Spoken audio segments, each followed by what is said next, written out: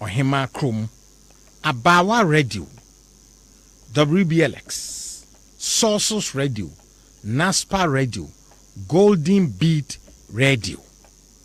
Ningina ewo London, Amansan FM ewo Milton Keynes na Free FM ewo Manchester. Afi ubetie ye nkwa Italy na Radio Living ewo France. Na afi yeko Dormant Radio ene wo Frankfurt. Na yeko Hollandia kana wo Rotterdam na Ganata ewo Den Haag. Afi yeko America memu Woodbridge Virginia bete wa Brempton Radio. Denver Colorado ubetie ye ewo Amanado Radio Mike ene tim nyina ye chamo enwumre. Afi yeko New York ya Mansan FM ena Connecticut eye ahemfie radio stations p ewo online am fire bi was Spain bi Australia bi Canada ene ma horo bebre so na nwumre ya trase a yede the hottest and the most listened to political top program e de brew ha ena dodo na tie ha nso ne kan sem no nukuremu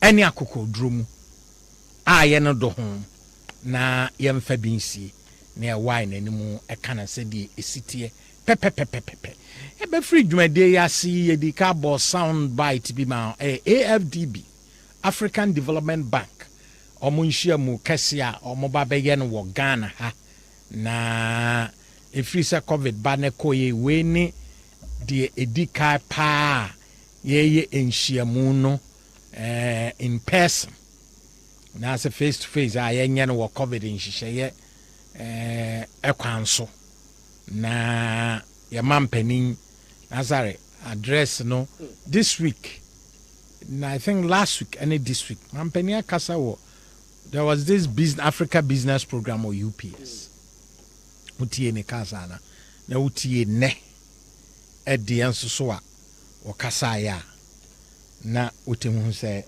nyame ede adwene mu do adwene a emu do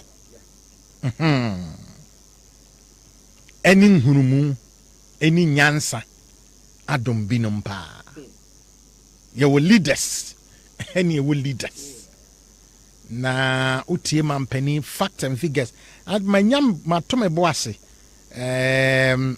etie Davos Switzerland yeah. Meetings now cause no me follow power Euro News my favorite channel. Na se message that amoni town. And then na me teba na sorry. Na me omo you see no mo year news for omo follow event wo Ukraine. Okay. Now they were able to establish say Putin washe dana opese ekomba ewiase afana nyina.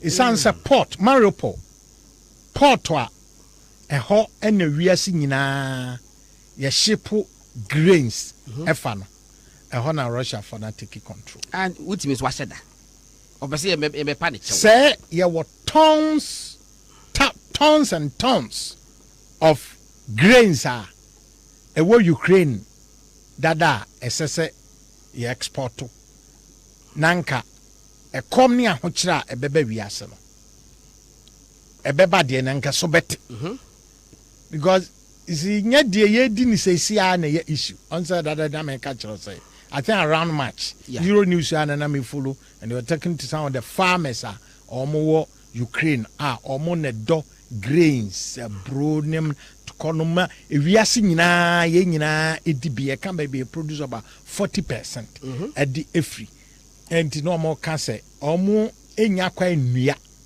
enti no ekombeba na za na de enti eno ye the next season and be a fear de na say bia a free September aircon but now za ye kan de ye dua ye twa ya package na ready to be shipped na osha strategically Russia for no ports omo taking hold of only the omo ye ni nyina enti na the headline say omo use a common person mo create no as a weapon. But nearly 25 million tons of grain stuck in Ukraine, says UN Food Agency. Now, sorry, Wabin. That's it. May well amount. Forever. Make you be Nazar Wabin. Forever. Koso. I say, we Reuters. Reuters, oh, yeah, now they make a young. Your manager, what's it? My mouth, baby, cry. You bet you could see a mount, Debia. Or was it nearly 25 million tons of grains are stuck in Ukraine and unable to leave the country due to infrastructure challenges and blocked Black Sea ports, including Mariupol. God. A UN Food Agency official said on Friday. The blockages are seen as a factor behind high food prices, which hit a record high in March in the wake of Russia's invasion of Ukraine, before easing slightly in April, the FAO said on Friday. Ukraine has been the world's fourth largest exporter of maize, that's corn, in the 2020-21 season, and the number 6 wheat exporter, according to International Grains Council data.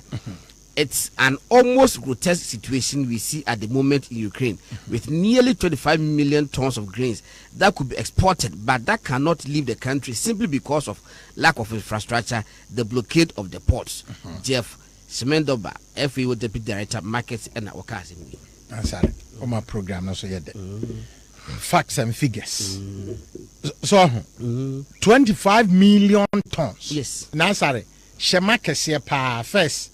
Memanity ya meyesa medi maritime international trade issue temahabo na shemakesi ya eba pa ship load 25,000 tons 25,000 tons ship kesi pa and na ye ken after the key 2 extension and it true ya ba terminal 3 ewo terminal 3 nya kotoka de na meka port terminal 3 not airport terminal 3 meka seaport terminal 3 yeah baby I say MPX for no e buy no e horon so say 50,000 tons vessel oh okay na sare se ba ko ba eson pa ye the cranes ene niam ahoro ye di yi niam wo sema mu nyina no na sare ye the be 2 weeks ene be yi more and grains be beba no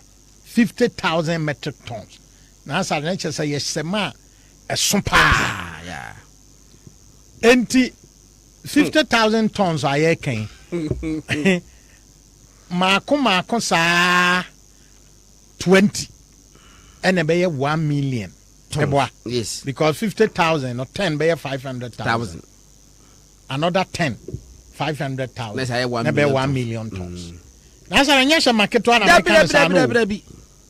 and nyasha market to shama who could see who obeka say hey shamanie yeah didn't now me ni be mu niam yes ye yina awiane anajo with big cranes with anonam fans ko ba bi tisa Burkina e bi be ko warehouse bonso mo cars ne be ba no mo load ne to be articulated loads there thousands wow and American ones then say wo mako sa 25 million tons aka and wo Ukraine ada say bridge bia but just logistics just kwan be fa so be a bedroom port and a port Mariupol ankasa no yes enti ekom ba wiase nyina esanse eniema bo eyeden de ba wiase no na naza na meka president de uti ye president ni nim de baby okodru ne level of appreciation of global issues and he said you nim fana or address it me say last week address no UPS no and then net de no na sare se utie pa wi a na o se ampa yankopon bo ye nyina de enso bi mu adwen edo esen ebi na no some no dos pa MPP amanyoko no na otwe awie ye and omo ye regional elections. In fact, if Frasi fiada Asantemantamu de be fiada Western North be fiada. Think Central region be do dona na memenda omo em so mo ya be kwasiada na omo wie na very very interesting. Very very interesting pa ohwe key regions na, and rightly so. In the Abeka no ho asem, it's unfortunate say Achimota Forest and it's a John Will Honsam, but it's signed the Ababanti. Now say mame acknowledge sponsor so okay na ye na fe ye hwie nsem na gu, and then so na national security and so ewo Inshiamu Kesibi. It was advertised in the papers. And Vice President was supposed to address that. Na Ghana Hanso ye fancy ye. Yamea de Honso Pefe se enipa bonifobi taye na omunya ho kwanya omu beye bibi ebedi ye nyina awu. And as I will share details now, that information minister and what they say national security pending force had 2 years na as I say ya ye say o share sub region hana to trafway a terrorist no baby a omo pest strike ni ade baby on pest omo ba any baby a omo benya resources need to mineral resources. Say ebia gold, diamond, and I be bia seize hope no. Let's just take control. Na omo mine. Na omo de to you. No more cotton. No more de to you. Na Ghana hands so enna. Ye what such places bebre. Our regions bebre mu. Yeah. And nesremu na ye di asika ho. Oh yes. Bole omo ye bi. Asika di ho. Ebi wo paste, ebi wo ba bia. Na omo ka say enkrofodun so ba bi wo ho akwa say chieftaincy any religious tension any ade wom no omtumi do omo ho frem. Na afi so omutumi ye omo ho say asofo ana imams, clerics. Say omo ye asempatre wadwuma. Enyamsem ka. Nyina omutumi ba saa o. No omo de omo ho aba nti na majomatum. Yes, I can't sorry for ebi omo nhwe yi amonya vigilanta. Enye say bia yo bat ebia obeba oni mo na esum. So na afei oye so and so brother oba be can be a prayer tower ho. O no wo ha branch. O ha na oni mo na yesei na and wa ba ebi kro recommendation letter. Was that be senchene ba ku bi kra pastor. Ai Bi na wa ba. So na ni nyina na odi abahye baabi na odi study empotemo ntunso wo ho potemo na obi aba betena ho na okoba na uwura niamam sa niamam nyina asese yehwe be kan security ho asem of course ensuo ana atutu afi meteorological for amanyate asese ensuo beto afi no mfi aduasa ni bi ntosada enye easy ene edanyane ye na Ghana for ni dam anu dam motorway ewom se de na no pa minister asenso ka no climate change ama ene ensuto ene bia ejahye ne awiabo ne adem framanom etimi amani so no sesa ebroso se de ye hwehwe ne de nanso bi won so ane ye activities for year activities. And then there will be wager kwan yi a yasimi. Eye Ghana for ani akosisi adan wo ba bia nsese yesisi. Meboa of us have a pepe. Ba ku bi ya dwe ma so he. Ene obi mfitiri. Ono ani mfitiri anka ehofu obedo no. No akoto aduro da be spray so. of what I don't know see tiasia you spray to say pa asase no emerem fifiri so dabi enwa bibia ma oh living organisms so nyina ye kunu na enti enwura no mpo no yahye no first na ka wa ke bedo so ye do kakra na asase na ye na e wo natural state enti so to a enkwana nimo itina ho by say na see ye ku asase nyina no e so to a wonya baabi nyina na wodi mrika ekọ ye na ye ku ye ho irresponsibility recklessness and na mbana fe ya de of course ya de achimota and some ne chimota forest and some matters arising so ebeba yam fast na Franco Trading Enterprise original phones and accessories fee or more and I say what the flat screen TV now what the tabletop fridges what the air conditioners abanina ya Franco nsano na what the air barbecue phones and accessories na ewo hodada no ho tablets laptops brand ahoro ni na obenya bi every Franco Trading for asye nti ebekọ ho na yakọ akopẹ bi Serenity bath salt ayenchi a edrowo mu medicated salt aba na eniema bebre womba de bone tofan de enza wudi dware a ema ena fom ena ho etoso mesrawo me wia number me de betu dware ya mo nhya no so na mo ntwro entu ho yie na abrebia no mwatimi afre na monsaka bi radler a lemon flavored refreshing alcoholic beverage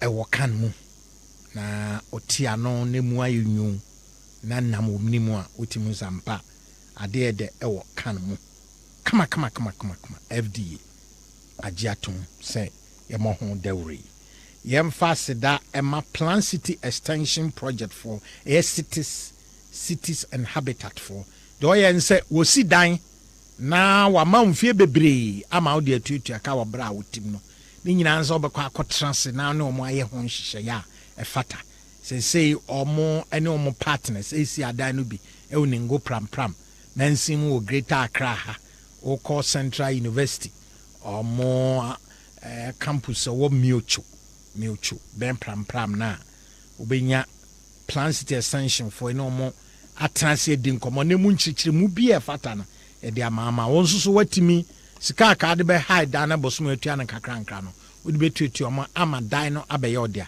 e frɛ no rent to own project no edin eno no dependable herbal home ye de wo mu nrosie wa ne aye obone papa na ye de wo mu dro betena boiling point so na ye ka ho asɛm a ene na ye de akukuduro ene nam ye na ka kire wo say dependable herbal home for omunuru no eye papa sanse adanse a yenya na wakire no edos pa adom malaki o mixer say dre say wo koko ana yem team constipation wo so a madre mel koto a kenkan hu ye na hwesi bi sifa ne nyina ebebo a papa adom plus capsule na ne mixer adom plus capsule na ne mixer eno ena etu koko ni ayem team adom malaki o mixer no etu malaria ase adom natural man mixer and capsule no so a drew for male vitality and vigor adom ladies care capsule so esiesie ma papa na ebechro ba bia ton ri enyina Omanfm ne kan city yegu so ball manfo nyina amane say Confanochi teaching hospital cancer treatment center hono mu hia mo apa onade onabo Canada ne Japan akompre kon wayisi kapudu de atoho say won so fa wo de kakra be ka ho na yemfa nkoto mfidie mu omo nim so otaya de no otaya sa de egusu no woko 37 na cardio center ho no nko aba akofo na wafato no ho so a oye na enhira efiri mu ba no pesi eni oni nyina chenhira no nti nyina ye contribution kakra de Confanochi teaching hospital cancer treatment center na ye wo account number B ewo ADB ni dini Omanfm flood victims account nti ko ADB who walk into any branch and our bank baby a wo no mpo utimi e transfer scan e de ba to sa account no mu ene ewo momo number nso mo amwa ma ne ba bia no Mr. Osande momo a we no mo amwa ma ne no nyina no e-levy enche no nti de ode beba na yensa be eche no kra enkaye Oman yie ye na ye nyina ye pe enti account number ye momo number ne ye 0542 869 0542 869 979. Dear was your Kenneth Tachi a Japan. Enti for mobile Sunday. Na igna boys can farm boa Confanochi Teaching Hospital. Goyle and free na oil marketing company almost ready kind a bus industry multinationals and foreign companies be Goyle, an indigenous Ghanaian company. Etimye jinane naso and ye denso.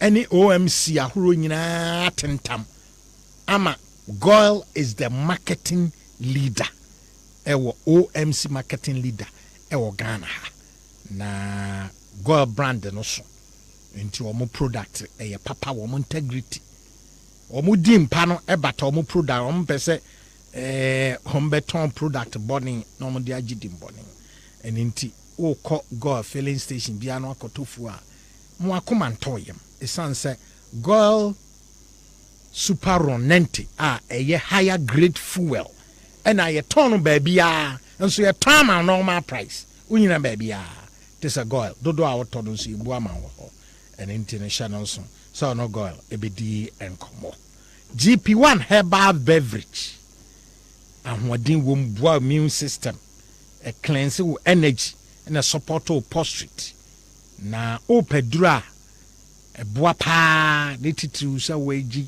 na bebo immune system mo ahoden ama bre nyina ma energy na wotime gira na so aye adwuma de a adro ni din de GP1 herbal beverage e be chiro ba bia wo product yi enye Ghana hanku wiase afana ba bia yetomi the numbers number ma wantumi so ahwehwe bia chira kwan na akokoto Grace Homeopathy Clinic ewo Madina akachi abo last of Alex baby bra na be voices no ready Grace Homeopathy Clinic or Medina akachi abo last stop na un cash crown can say mepe hospital na okwa ho de asi ko hu doctor okọ lab ye dietary counseling sa ni mani nyina physio ye free just say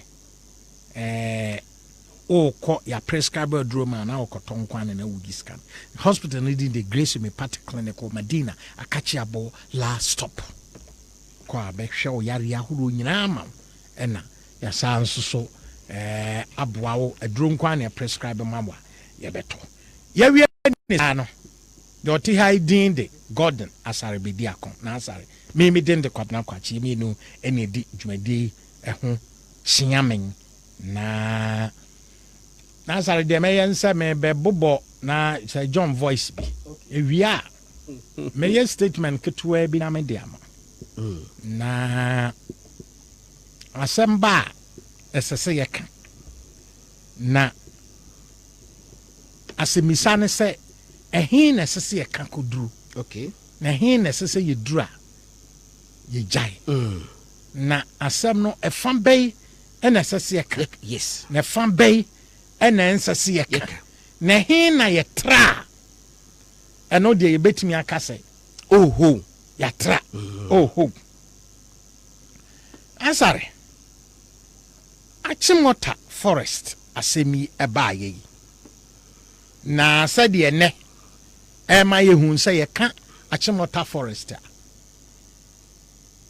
na ankasa ewo ho meboa say na yes forest yes forest but we shouldn't forget say sa se krona na edibi ye school meboa ena efam ho na anso so ye dibi aye forest reserve ewo ho oko edibi mpa police station edibi mpa police station edibi aye asori edibi aye asori edibi aye transport terminal meboa oko regions for Froswa. And also Yaji Abuchi asase. Yaji Oman asase. Yes. Say Kasei, Oko Mikrum Kwamaya. Sawope asase a odo a eso no bai no.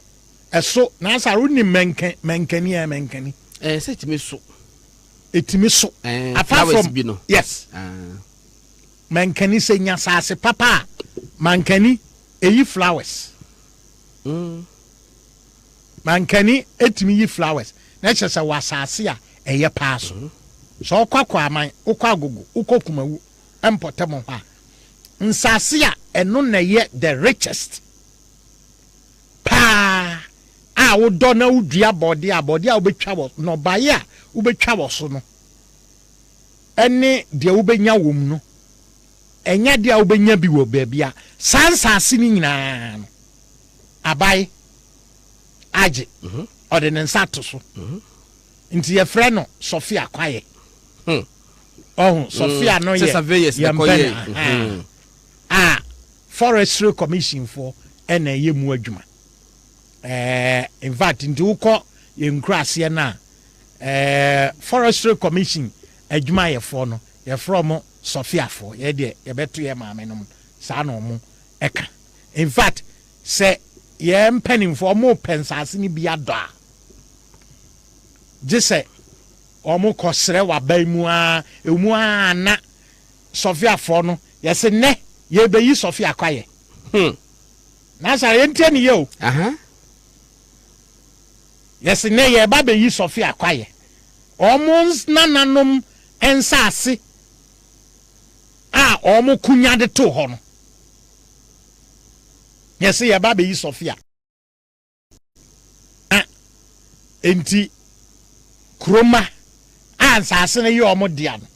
So free ahimfie, so free hin ye wo processes a ye famu na ye kotwitwa Sophia kwaye no. Na nsusu upe bia wakwa bia wa asase abeye sofu all right, but there yaja to a forest reserve your friends Sophia kwaye na eye kro na mano andia but abai age no untimi nsiso minimum compensation about to I don't know of any. You be a beton penny for at least a papa num do bear 900 years and no one need to make a history bear 100 years actually. Into a cast as in here we are not ignorant about what we are talking about. But Yanti said there was any compensation. Muko chona udria uwa dria obo di ene hwano na forestry for no ma be dua teak. Teak no ya buy da no. Na sa enu ne atwa ya di electricity pole. Ya dua teak wankran. Obo so okrom kwala light imponi ho. Na sa ya dua teak wankran. Dabi. Ya dua teak wankran. And so light pole esisi wo mpotam a stretch ba fie e obi fie obi krom asase ena bayaje it has value. Now sorry, it has value. Oh yes, it has so much value. And the land acquisition and peculiar to any region. Dabi. And peculiar to any region. Now Sir John asemi forestry achimota asemi adi we buy ne buy Sir John Willaba. I'm sorry. Omu ye publication adai enna omu ntimi restrict omu hutu portions of Sir John Will na e fa asase no ho no.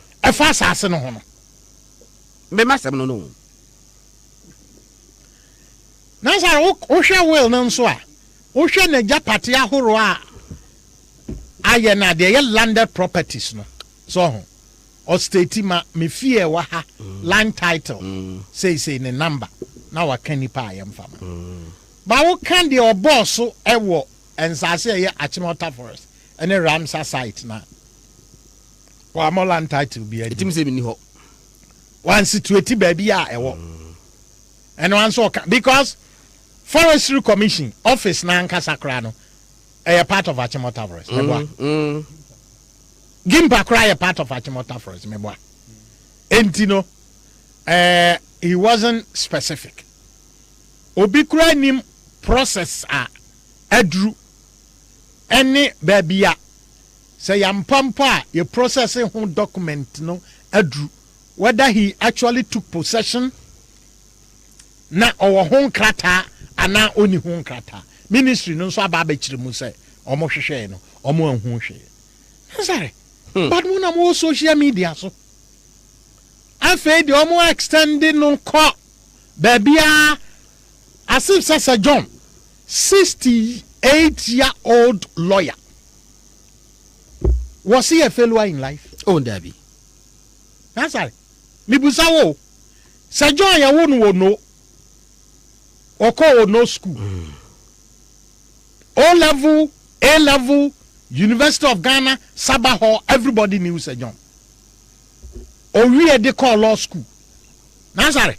Sir John, or your failure? What your failure? And I said the mate was Supreme Court. Omobra. Babobra. And son. Obaya Forestry Commission Chief Executive from I think July or so an appointment now and okay. From somewhere mid 2017 to 2020 odi free mu.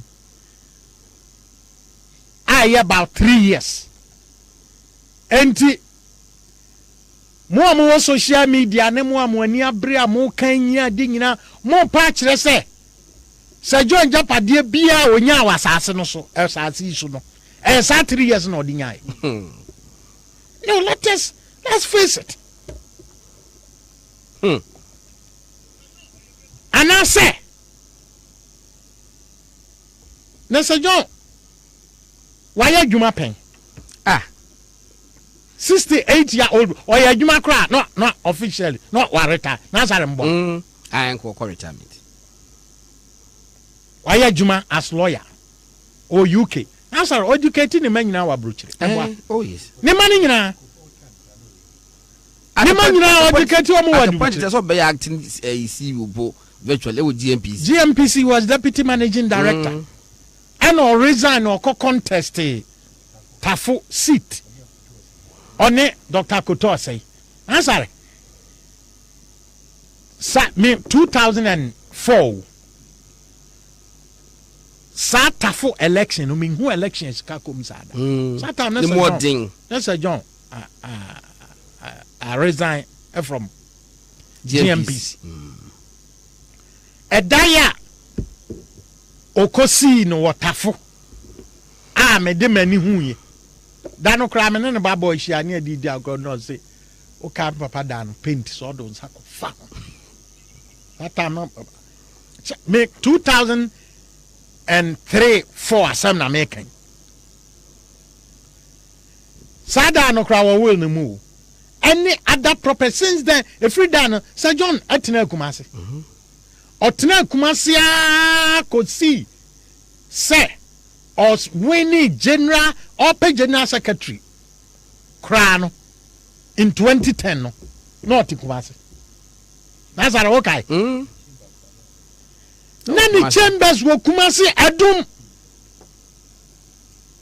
assemble na Sir John enibie court be no onkoye when won twitwa nye no including rapist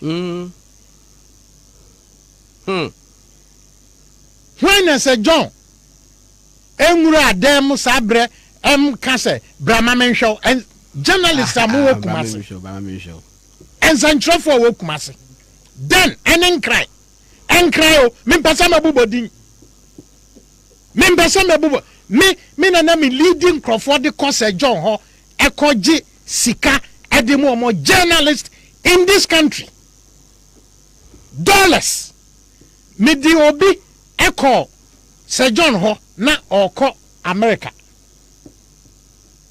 oko akoye program no here ska di atwa ticket Oman $3,000 Sir John man $3,000 another presenter odaso we so the first time I come Brutre. The first time I come Brutre, Switzerland, make up papa. A phone call. 2003.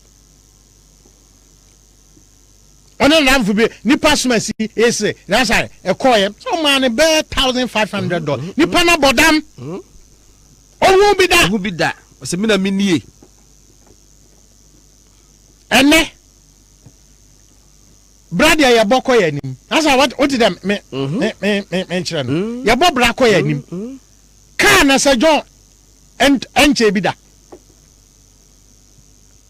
ni fie ya wo ya refai Tamana on say no Dr. Dokufo ebeye epe president. Sir John was his campaign manager, yes. Nti obakra ha na otoyare fa ho. Satam na no osi ni dan. Mintimi mobo mako enyina. Na Sir John dear. Envin kra ha obey MPP general secretary in opposition. I can challenge more than half of journalists almost here presenters one cry how any kumasi almost shut that of presenters say I know that more than half of them they were on Sir John's payroll. They were on Sir John's payroll. Almost here program host morning show when will chrome her at least half of them I can list them. You've all been on his payroll before. Satan no Ejuma Forest Commission. When na yaw. Na Sir John ye general secretary. When no him say Sir John e wo garage na oton cars. E na oton cars.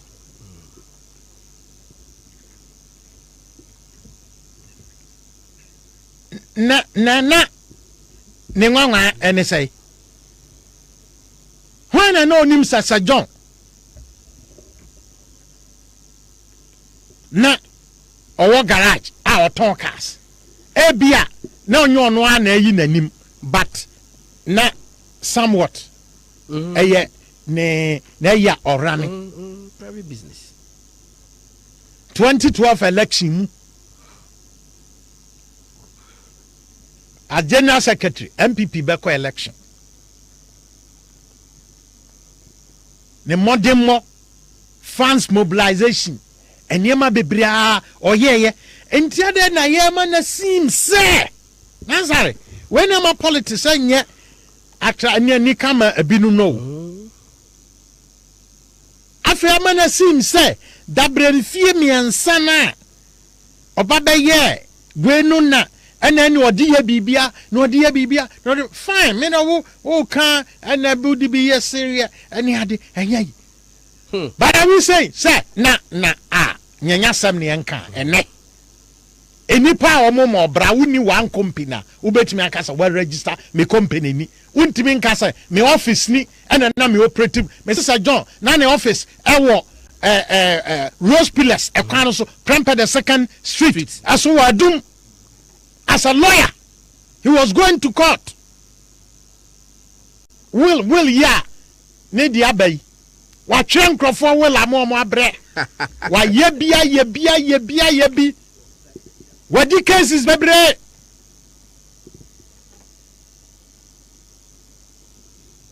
one person na sare me person me ne be kasa na minya me grant no interview Alfred Oyom. Oh, I see. Yeah, there's some connection between myself Oyomi and Sir John. I mean some kwani. Now don't be surprised, I'll pull him here. Mesren. So beba there. Sir John. Nessa be sabi unye hoshini. I'm telling you. No unye hoshini. Wabobra te said Kratche papa biya. Wafa school komu. Enya say wo no eba beto we. But even Nazari you can't be kind no man busi afo. Pharmacy. They can't be kind fee any answer na American. Na say me ni bi o me ne ma ba ko matters of Uganda. Ti minimum pa. You can't be Kabusian for some near Kano.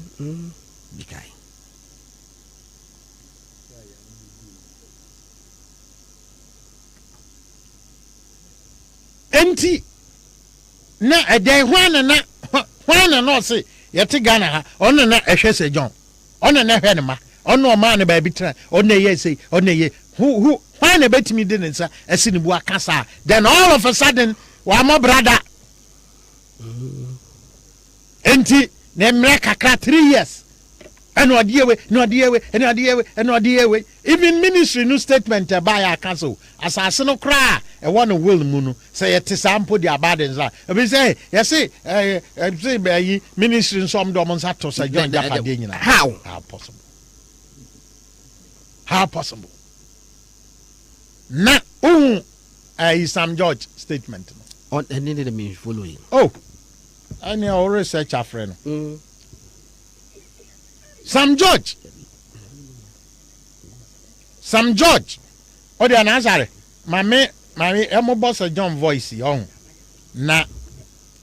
Shishe. Sam George statement no. Okay. Fabra. Me feel see. I want John Mahama on the say. Omanfm. What you way? Usu can wear more. Why you done through? Who and Doctor Pomko strike over Pammo, Yamoka. Eti John Domain Mahama Yamisho. So was a teaching Sumo a woman. I won't tea again for. Kwajo Owusu Afriye. How do you feel? Yeah, we'll take your temperature levels before. Certainly, my Lord, I'm humbled by this baptism of fire.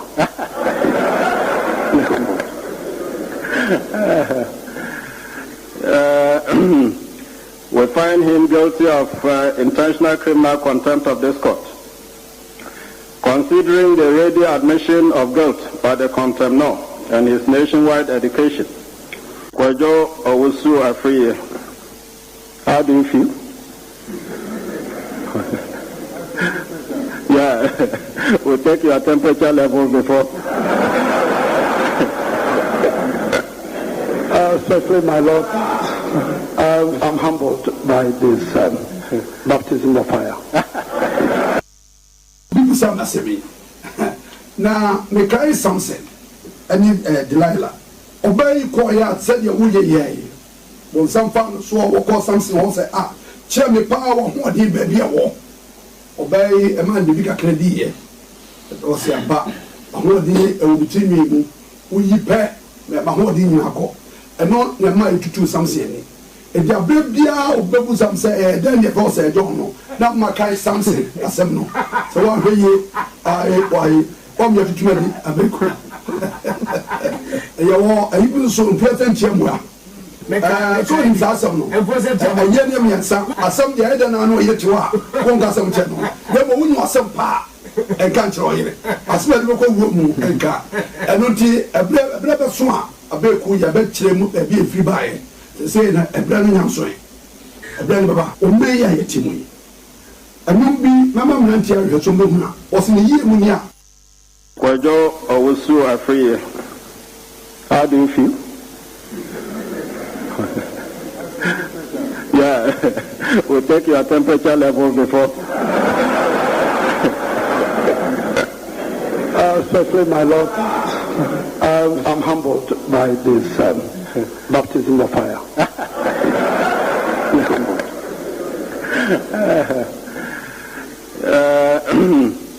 We find him guilty of intentional criminal contempt of this court.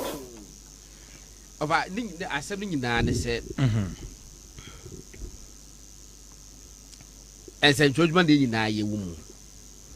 And think a document a babon tendy, in a yebi. But said the busa festival limit woman. Assassin won semuna aban yek. And say, Ura say John, then some man say crata, I could pick Master Court. If you argument say already a public document because I said I could pay court, no problem. But I could pay what Mokram Ponese, who person who can pick bibi wumua. Enka Achimota Forest Porsche, you know, some page, you know, and then get publishing. But Sir John wore a trio, no, a trio 9. Or a trio a ducra bonus was what the while wailing at their money bar. Other they said they're publishing. Now they're not dying. Sir John, I am not dinner say, and yasa, siasa mua. Other they say no, you're publishing. Enti no offer ye bebem na yem say guest no baako ai yes say guest no baako so was afa baby nti no wo de aye mane mra no obedi fama obedi fama na kakra na ye ba oba ensem bebre bi wo fa ensu eto enure ye se ka so akwan so ye se landslide TV3 fo atwade wo say landslide on Kaswa highway due to heavy floods alo makofa brochure picture landslide. It do ebe ka ho asem me di picture na ma bibi mo omo de beto. Erebu yesi ti wo ma wo fa Kaswa kwan so no.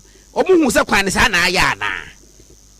Egofo eba hye wo mo na just munya discipline bu mu na mo ka se be. Yeah, munya ahombrase. Ahombrase. Mo akofa brochure picture. Yes. What? Hey, journalism no. Let's screenshot that ho. Mu afa de awie anwumra mi say me check here of mo say file photo. Okay, offer. You can say file photo. Be a flood about file photo. Ni say picture be a try to order that. Until where your file mu. Until if I say accident is here, you typically use a picture. Ni be at the best accident because baby accident ni see you know. You the current picture. It did the picture need to mean every replace. Ni I can say file photo. You know that I want to turn and watch. I say file photo will be we say. Yeah. I don't know more than 2 earlier on. File photo. Offer. Someone see yes. Mo wakra ha ya mo access. Mo a brochure picture baby e bia no look more devastating. And I'm the abeto create impression say oye na asi wo Ghana ni me wan picture na mo de kire no enye no a enemre mu amanfo expose mu a na obi anuma di na chi ba ko so akogina nsuo ma wasi nsuo fa no wo de mama mindi fema wasi nsuo fa no na branch ya offer STC bus be bo number plate bono me ko pa offer menwai number plate me ko todwe wa chen no ba wasi nsuo fa no be number plate no wo no e wo ni shoulder wo bun ko todwe wo nsuo num me picture no wo be ya me ahwe you don't do that. Oh, enti STC number plate no Ed that na bet and then I bet in a boss. The time wouldn't me be nyina. And until no ye be interview we at the a free ho entam. Now we and MPP regional elections no e baso. E wo mea ahuru bebre. Na Greater Accra ha no. And then ya wada de na sorry. When fan say people can walk in and means all move be campaign no emu aye den pa and I do strategic meetings any other and course and intino no mu nyina mpo ne bi ombetumi anya ho aye ready Felicia Edem Atipo oye aspiring regional women organizer Edem MPP election ebe ono peso gina se Greater na ogina de pre Greater Accra women organizer de ema MPP Felicia Kwaba yeja na tizan nyame adome ho ye pa ye kan Felicia Edem Atipo o ye hwan ye MPP wo Greater Accra me pa cho me past immediate women organizer for Tema West pa try okay. Yes, and nyame adom akonya beda ho a me pese me ko stand for regional woman organizer position coming this Saturday. Okay.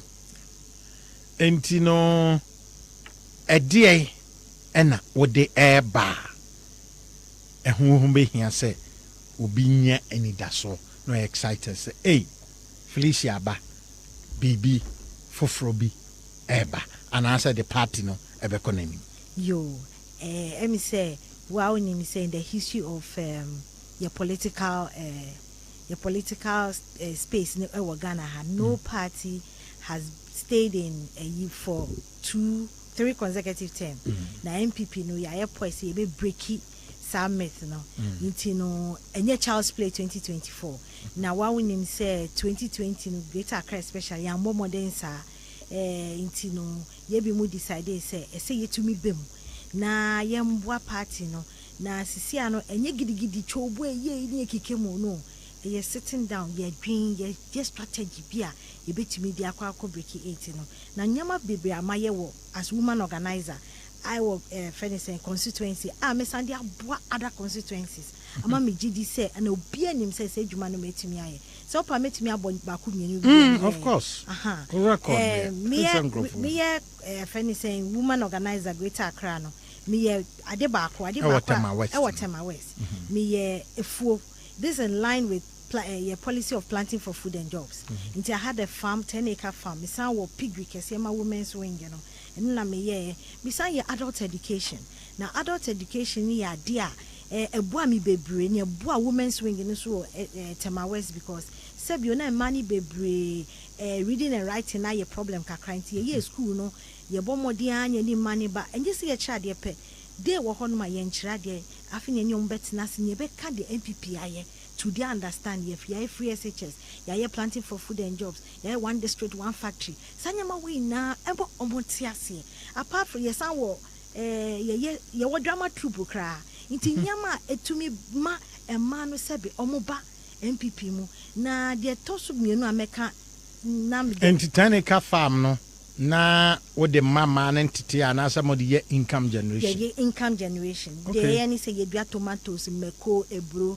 Nti esoa ya mana tete o makoton obi beka koton obura ye nua e wo kwan ho obi so ti wonya problem kakra nti nya achi proto ba ko ye kuno nya dia solve your problems ebi musu kofa koton nti e ma wingi na nka se enije beb okay ena utumi se du baby ana maslog na nheda mba nti your bana baby sam se ope loan a baby sam se de na ope osi o me pe 500 Omanfm me ma 500 cedis me mo meka ko to nsuo na ma nti meto nsuo no meto drinks meto bo obi se obeto nkusia na oba range no agiama obi se oto nkusia obeto nkusia 10 crates na ma to na me de ama obi se obeche bayire me de be ma de atwa so kra me yema Greater Accra especially from Sege Adan Ningo Pampram ni Amash Saman ni mu ina ni say me wo NGO bi a friend less single parents ma me wale na me won na minim se na emati triyebre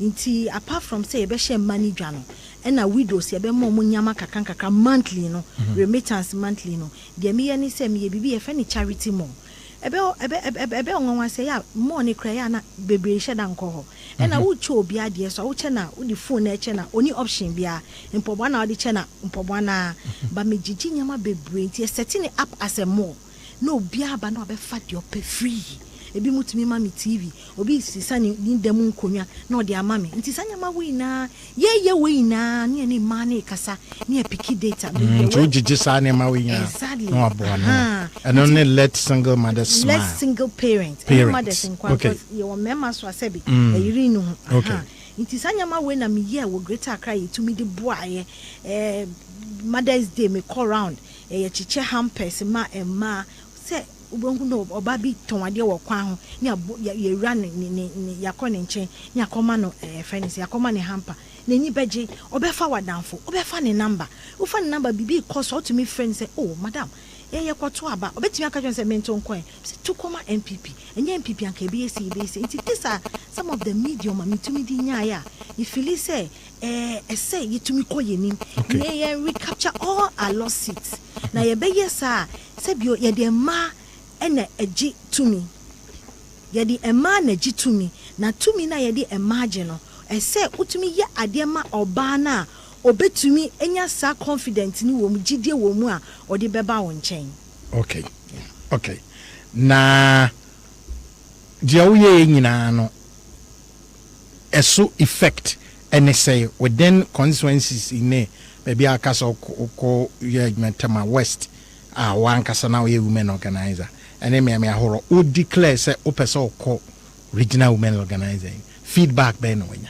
oh feedback very wonderful because me share nyama we ase ache nti mu say obia share me say utumi di yema Greater Accra ebeboa na me wonyama miensa anya me adom me ba Greater Accra meye baako ye friend Cobent ni ye constituency based enterprise na constituency based enterprise ni ya dia as woman organizer no problem ayenyinya ye as constituency women organizers and even other executives ni say oh wa na obi aba o se me ba yare oh wa o se me pay school fees sika no enhye de ni o je se wo kohwehwe wan kohwehwe a ye beka say ya beto etia nti se nyame adom ne adisa konya ni ma me January Saturday we ebe ya de be ya ni say ye betina se na every constituency bia ya identify business a ye be ya edi sika beba ebe bia betimi a minister bi nika anase fufu machine ebe wo hono ma enu be di sika be kakaka beba constituency ma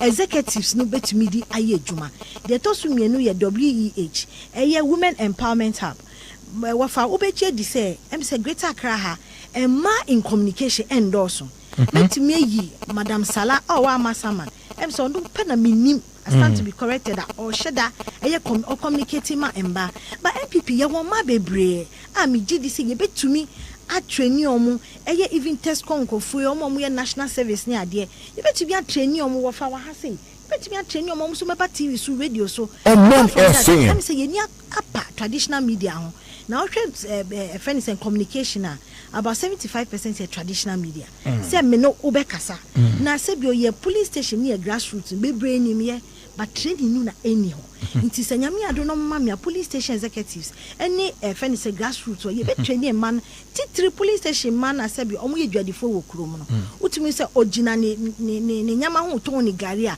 obetumi aka e-levy asema kire obetumi aka planting for food and jobs at onim nti you san e ma communication no tosu bebre ansana ye wodi e friend no training and mentorship na training and mentorship no me be ye woman organizer no na menya e friend say ya menya training bia nti no say woman organizer training we na obeye die ye be ni dey say die ti pimpim ho constituency woman organizer training da party na organize training as woman organizer ye training ye nti me ba nyame ya adoma ese me to me training woman organizer no nya ni obroni beka say blueprint say as woman organizer when you say oye na woman organizer dey pre wan aduane nua ye buefu na ye ti wa ye make decision na money dey ye pre aduane ahira na eche aduane ba me ba say me to me training a man no mu hu adwuma pote so oye nti oba down oba ni constituency no so training ni police station executive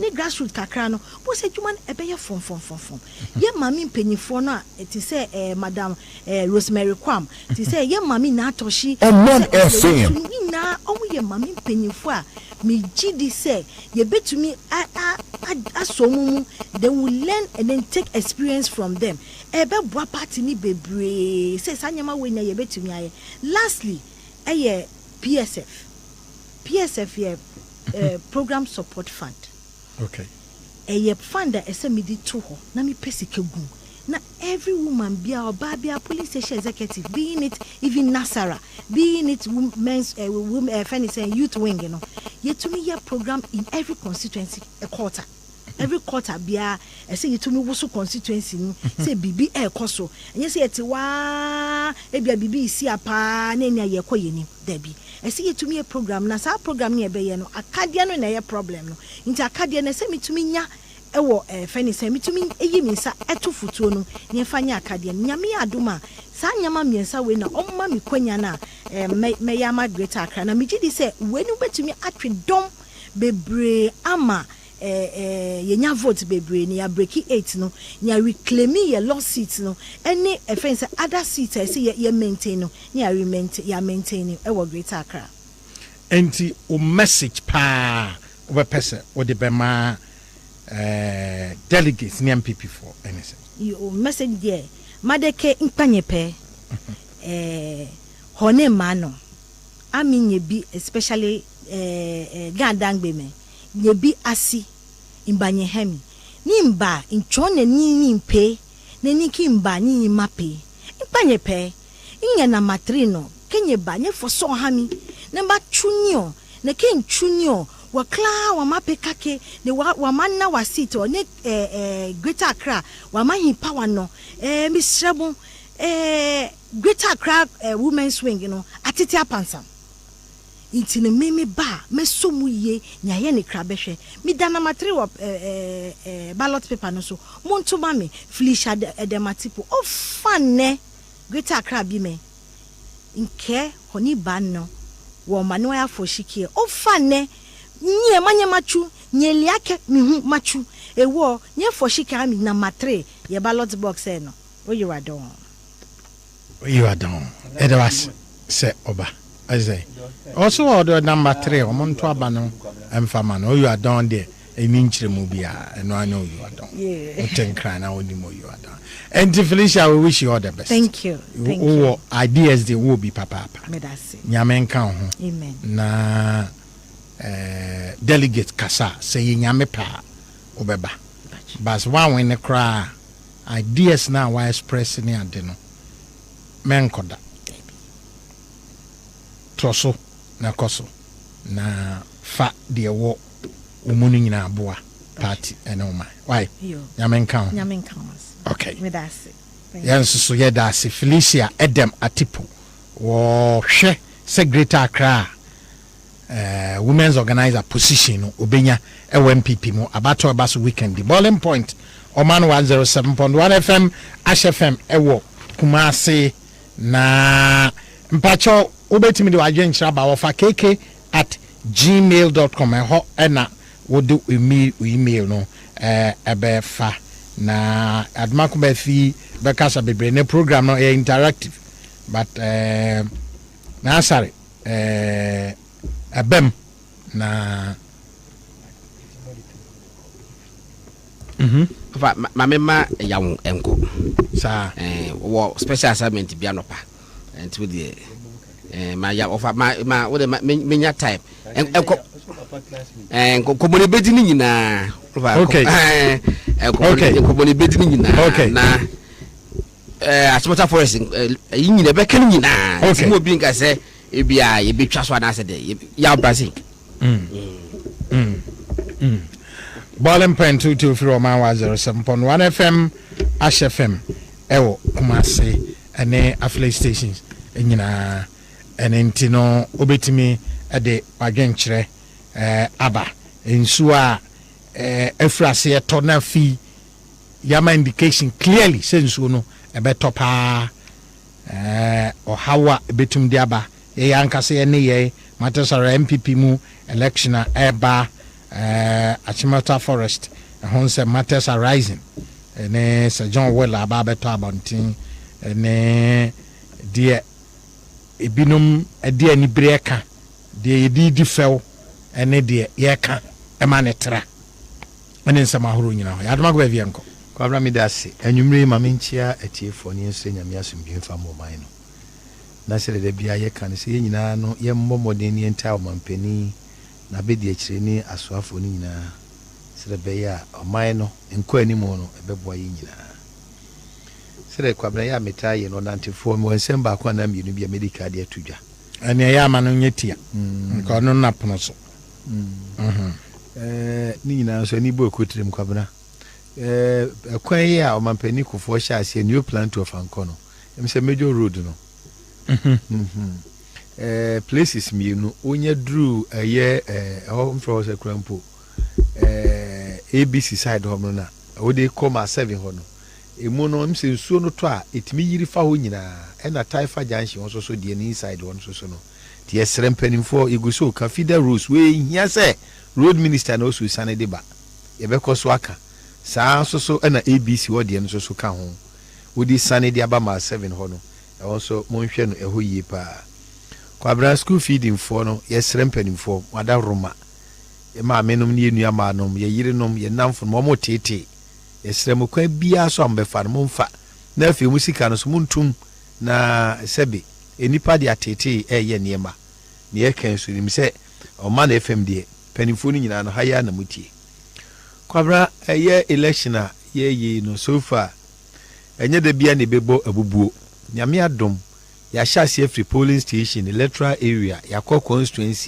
constituency de aka bɛ baako na mmienu bi yɛbɔ mpa ɛsɛ no so bi free hɔnom na wohwɛ dodoɔ no ano region no ne yɛbɛduru so no yɛbɛbɔ obiara ba so obi a party no mu mpanimfo wo mu wo a wotumi wo a woni tumi ni nyinaa no obiara mmɔdemmɔ biribi esi ya wo de kyɛɛ ne aka sɛ nyɛ hwee ne obi nso de ya wo de kyɛɛ no ɛnam yɛbɛduru saa mpɛmpɛn so yi na mmom no kwabena baabi a bɛduru saa berɛ wei sei no ɛyɛ critical area ɛnti na ɛyɛ futuo ɛne ɛyɛ election per se no kwabena there is nothing wrong about that ɛbaa yɛ dendenden amanfoɔ bɔ aporo ne adeade nyinaa no anya hwɛ koraa no kwaku dwuma nkwa mu bɛyɛ fɛ so kwabena na ma ne so mene mu twie nti na ne so ɛboa nti ɛno no ɛyɛ ade ɛbɛboa but the yɛhwɛ ne sɛ election n'akyi no whatness sɛ election ho mfasoa no sɛ ɛbɛwie no wei na ne me contest yɛ nti wei deɛ memɛkyerɛ no paa sɛm na meyɛ ho ahɔne a na no no nyansa nim na ho no ntimi mmoa yɛntwehwɛ sɛ abatɔ no a yɛkorɔ no ɛyɛ tɛfra hwe aseɛ wo a mutu a woda yɛya nti wo a bɛyɛ nkonimdifoɔ no fa party ho dɔ nyamesuro ne nyansa na fa twe afoforɔ bɛn wo so a bɛlu suo no ɛnyɛ tintintinti sɛ mempene na sɛ ne nyinaa so bɛbɛ mu a na kwabena ɛyɛ pɛpɛɛpɛ yɛ sɛsɛ deɛ na yɛteɛ si a ne yɛka sɛ last 4 years baabi Ashanti region wo Kumasi baabi kakraka nyinaa no ɔmo de kɔ hene fa sɛ kyerɛ dum ase kwabena nyɛ saa nɛteɛ ɔmo de kɔ adwira ɛna bi sisi regions ni bi so tie regions ni bi baabi ɔmo de kɔ ɛne adeade na number 1 ɛnya deɛ yɛ papa ɛno ma nipa tumi fa minim ɔde sɛn trimoka nyɛ nipa nya na bɛka sɛ nyɛ hwee I feel so regions no be at the Omodia no regional election no I'm the cocoin outside region minim say central region for instance where the kodunkwa omo the kodunkwa adai na ehona ye because dunkwa central region kwabra the woman say central region started from Kaswa out to Senya West East Gomwanyanya or the same Winiba Ekofwa 3 Gomua City or the Asia Ekokofa 3 Aguna City the Coco si Ekumfi the Coco si Cromanti and the Akoko si Cape Coast Elmina eba say fasting dunkwa ene or the saying western region na bohye dunkwa ne western region na bohye dunkwa ebe Ashanti region esin nanka esin or the saying Cape Coast na se dunkwa de odura no oboase o free Kumasi ko dunkwa odu oboase na do dunkwa ina na western na o free kai utwam de akoho enye honko o de no so to nchi ana na omo ana na mo nye central point baby obi aba asa mo twini pa kokoje isi sane ma we no nyina ama bi no it doesn't depict say mo pese mo ye mo asa mpese mo twini pa sane ma look mo pese mo de fairness any adwene amu da ho pefe and handle partner activities monye mo pesa mo yesa mo nso na mo wotumi a mo ne tumi after all central region 2020 results na am of any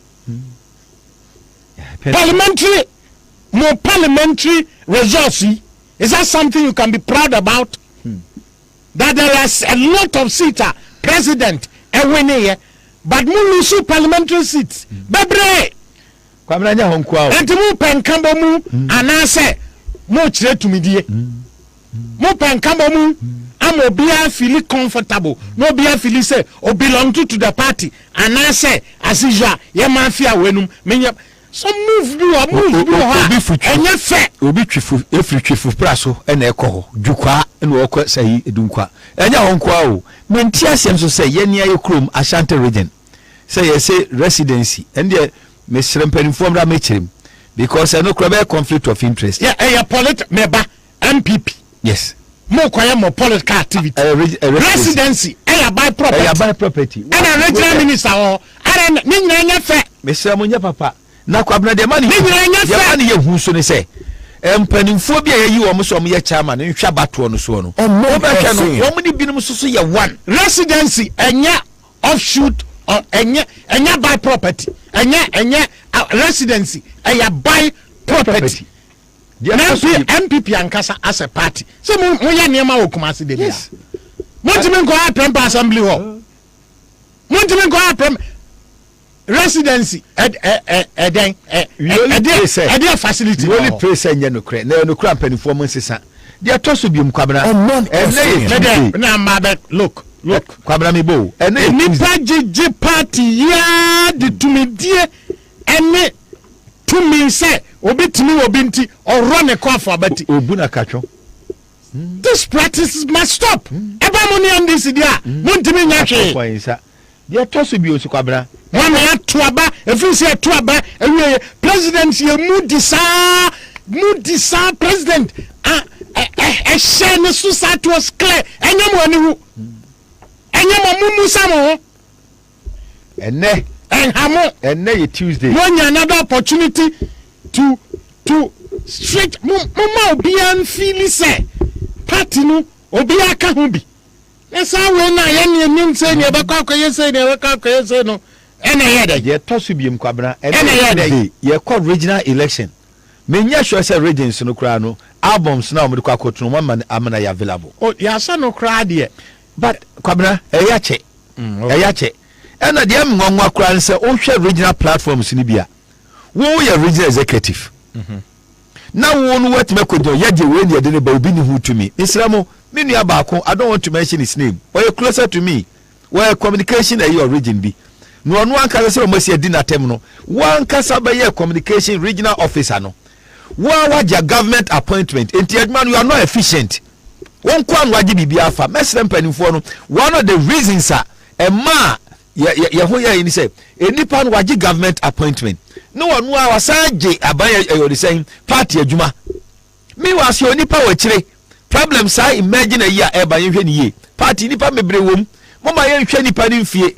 Mama yenhwe nipa nanim. De nipa ne betimi aye no. Ebia na wo mfa nhye ni sentra. Na nipa ba ko asesa adwuma be se dunia de ama no. Na sebe wo die yenka ho asem menua. Yo me so utie papa. Utie. Wo nipa wo support no no. Oso wonko chairman ni biem. Wakofa nipa ode no ba. Na ada no omam no ye adwuma de mo ntrase mo bia ankore de na wutumi rekoto say regional ayime as a communication bia ne who told you na communication ya na esre na o kan say so ho no bi didie obi a record adoma ko say ya try be careful me ma try be careful kwabna me do party na nkasa say do be me bia me mfirim ada mo aye to the extent say apart from my I had the cha say da bia kan say akrobotoi mo deployment me nka ho bi me ni problem. But mo kwa ya brum wa other stations in me ka ho bi but o ma de me ba ha mo ya to the stance say the propaganda ni say yes ye ma me position ti me nkasa me na o ma na FM ba ha no mbesu mo na mo ye mo deployment am mfa me nka ho ha de me ba o za ye kan to so no enti do mo ka to mo kwa na yes so say am position enti me nkasa say ye kasa ko ba bi o ma na FM ti ba ha be 4 times. When I from some station be, but what they don't know is my relationship with the other stations, it transcends the deployment. It is also Yahajakia, a party noa, me or Man FM.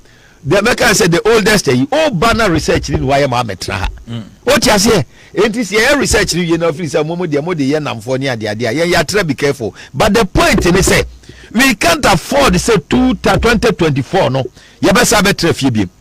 Until less when I hear chrono. So when it tuapa say asumesi no benten eye namfo mu yenua ne appoint ne say koye chairman when it tua say enipa na yinanim say me support we ne ayi ne say ko support ayi wo ye chairman dia abusuafo part we de no kra na chichireye panimfo no de no kra na chichireye eye sa no nipa no so wo gitum kra na wo de amememfe na de ye moma yemfa buo mfa ma party no oh timester delegates no baby abedro no sika de ye Bible kan wasem o si sika timi ade nyina e binu matimi atrase ma last minute ni ye bebom sika tuo odi agisika no wie ne bo sika to wie a ɛhɔ ne asɛm sɛ nipa no kwabra ene politics ayeye ni nyina no eye nipa yo anopa na make asɛm ɛwɔ baabi sɛ yɛn communication ya ankasa ayeye no ye hia obi a wom ma me ma nhwɛ so kwabra sɛ sabe o pɛ sɛ ɔkɔ kasɛm akyire wi ni a na wakɔ wahye coat ni ade a me 2009 eba ni nyina ye nam wo mo so ghetto ni ade no ɛda mɛkɔ ghetto no kwabra me hyɛ t-shirt me no mo nsada me no wi da o hyɛ hala bo dia we feeling wo ni mo mo kasa yi ɛni to hear wi ni wom saa na wokɔ kasɛm ɛde akyerɛ resolution power na SD a wo hia sɔfo na sɔfo akasa kyerɛ sɔfo saa na sɛ wo pɛ sɛ ɔba nso kasa kyerɛ ɔba ye hia ɔba sima na tade hyɛ a wahyɛ de abetra TV so ɛne sɛ de wasi ayɛ no ho no ɛmo obi ahunu sɛ sɛ dipa ni kura no nsa awai na ho fa no ewie pɛyɛ na wo kɔ no de ɔde ahyɛ oti ne wanim ne wo nsa ne ade no ɛda no atwe nipa oti ase enti niema no mebree wɔ hɔ no mu no a kwabra yɛ ne ankasa yɛ di ahoawu ɛwɔ niema mebrebe mu election we no a yɛ korɔ no we can't afford say be wie no na meme nkrɔfoɔ nie we nkrɔfoɔ nie de yɛ na kwabra airtime no nti party no nkrɔfoɔ ne de ahin de hia ne nkabomu na nkabomu beba pa na sɛnea niema AC kokoro ɛne binum hijack niema ne niema muwa mu nimpanifo mu nim nyame anim mo yɛ kristofoɔ mo yɛ nkramofoɔ mo mfa bible na mo mpagya ngu sɛ region no nipa yɛ ni chairman no yɛ no sɛ ɔna yɛ ɔde committee chairman ɔda no wɔn mo contestants no wɔne wɔn ntem enti neutrality no how then do you talk about that enti yɛ nya da rocha mo nkasa o party mu. Is that how the party we want it to run? Yeah, mo na aduru so. What you say? Mo no mo ye mrante te se mo na mo kasa o. Wo mo kasa no kwabra no nyo mo nkokro wa bremu to omo fairness. What you say? Any omo fairness na. Omo de certificate omo nkra brem MPP no afa de akoye ne se. Akoye ahufo party. So kasa intimidation. Enti na mumu bebre no. O tiny yaw aba be hye nkrofo mu so Johnson buy any with social media one kasa mu part after the party for no a bit time binum and it's so sad and it is because e bi man won kokotako can be oba wu okwa afọ abati and oba mu ya ni sai kikiki so a when do baby a monfa results mran so a monfa bi ma party so nye school and na school cry see ntwaba anything is our own region. Do elections, Mubajisi millions of cities. And a camamo, a shagu briefcase near Tiatraso, near Tum, Renamo de Co, Renamo de Co, de Comengasom de Coyajuma. Listen to me. I heard them to say Cabra. Namo de Co. Yenimina, Modeko. Muha papaya, manubokasa. Yes, Remo. Come on, Kofa resource Trocana Modiaba. And never drew what they say, no. But I have photo, me share a picture, see me near the day. Near any food so just see your college, each picture. May some money now. In fear 9 year, 2 baby, and I near young friend and Ipano Copen voting, Tino, what my Benjamin Honor endorsement. No one work your photo. One in the hole. Say your communicators, serial callers, food soldiers. See a be near the atuanum, near Kayawana, Okayawa, near Mataku, Nananu, and Crabbe Bermu near the Ade, and Yaro get to them, say certain positions. Yafubi at Tatemu, the way they were nearby. Yafubi at Tatemu. And in Sokran, your mania may be yes, son is about one cotono. Mama fairness in Yajuma. Nasusrampa last year, BC Kumasi. Ye nipa ma peche campono, there is a moment Hemasum dreamer. Abusha for Miss Ramo. Dia matwa paye ni se oyire toato na yire ni tia kwabena de na be pai na mo ma kwa bedemu a be bia kro no yenim titru pa ni se dwuma opapani akufo ado aye no the legacy se ya protect amada chetwa nyina bi so anka ye ni chiginafo bia se oba be ni yo jo mama ni atiso kra na wo mo kra no enia ma ekoso mu yi agu yenso na oni honom entime sramo mama yemfa pepepe ye e wa bato aye kwa kotui no kwabena mfa nya dwuma se jo de ne de kwabena o ka no aka ne sen mo ka sa nyina sami ba ye nyina no metuo na me picture se owo onyame moa na ye nkwankwa ni mu na nka ukwadwo uso afiri ye party ase a onu asem we na kwabra we asem okokodwo usu wo pere ne munum kakra na wapaja ne hwene kakra sei wo se dia yi brady na kwabra ensem no tom ne bia na bodi papusa kwabra mame fancy ni pa ba no doso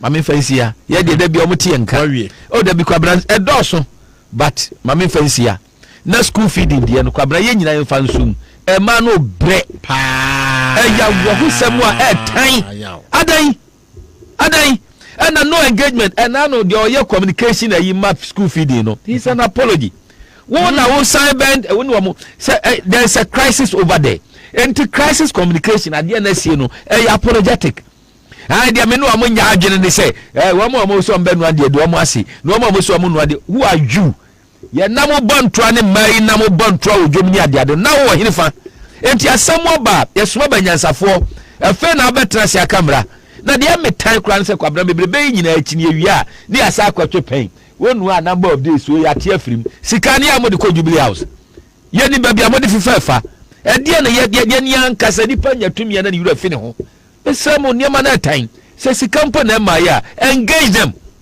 kwabra engage them ene mremu amene o kasai na kwada bia ne edi mano no enu sidi baako enu wan sidi na adan adia ye dia ba ye ni ankasa in the history of yi ade papa bia ye MPP no ene ye ni ankasa betrase amna sei ye bekoso aka ni enum si ya ka no se bible kasa do waso no ntie ni ahom kasa safoto no ye bekoso aka na mnisam panifo etie na mbe ba awia be pia momu se no krofo bi wa party no because none ba bia kodro se de obedi nko ano ene de opentie no no akeka kansa na ya pia o ye mu bi never because eno nko ade anka party kwa branka radio nkeka mu ba no kura wa party no any party no mani da achi a eda party no so nti no ene ye mu bi no ye yi anim se be adwuma ba se nana kodum pempen so se enema bi kokọ okoso a panifo mo ntra se ma se duamfo ye won panifo wom ne mo me yemfa ho mfa nya adwuma Dr. Dankwanum they stood against injustice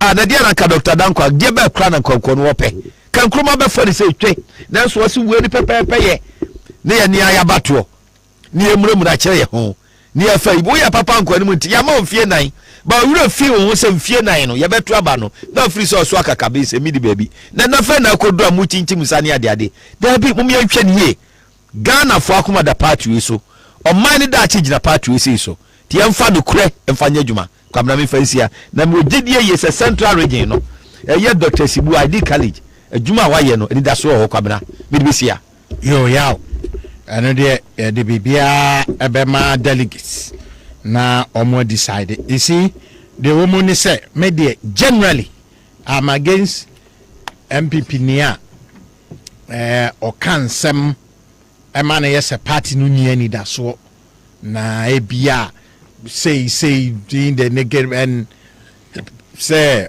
obey her prophet of doom, but at the same time so as I said no create me there the party ebia no kreno anase se complain anase bibi kra na se koso ewo ebia not reduce anase bibi fine, but in as much as ye pese obia are optimistic about the future prospect of the party, no, which is principle no de yemfani agro. At the same time, no, and so mu breedy dictators so ewo MPP, and no dear you must rise up against that. And some mu breedy dictators our party no at any level. More establishes our culture because I'm any MPP. Sani any MPP say, and yet Obino boss wasem, and I mean I'm what to me into me say, men I may say, and I me mafia. A drew baby as a mafia to me mafia. Edran is out to me mafia. Few people na ya jumano 2020 election results, but few people are not even crop for more results so bani ade ni pak be bia ka no mo abonyenyen Otukono no mu frasa DJ Bomonyumna, they were not going anywhere. But they good people are following them. Now more chita for Moyam Shisho because a lot of you are not on top of issues.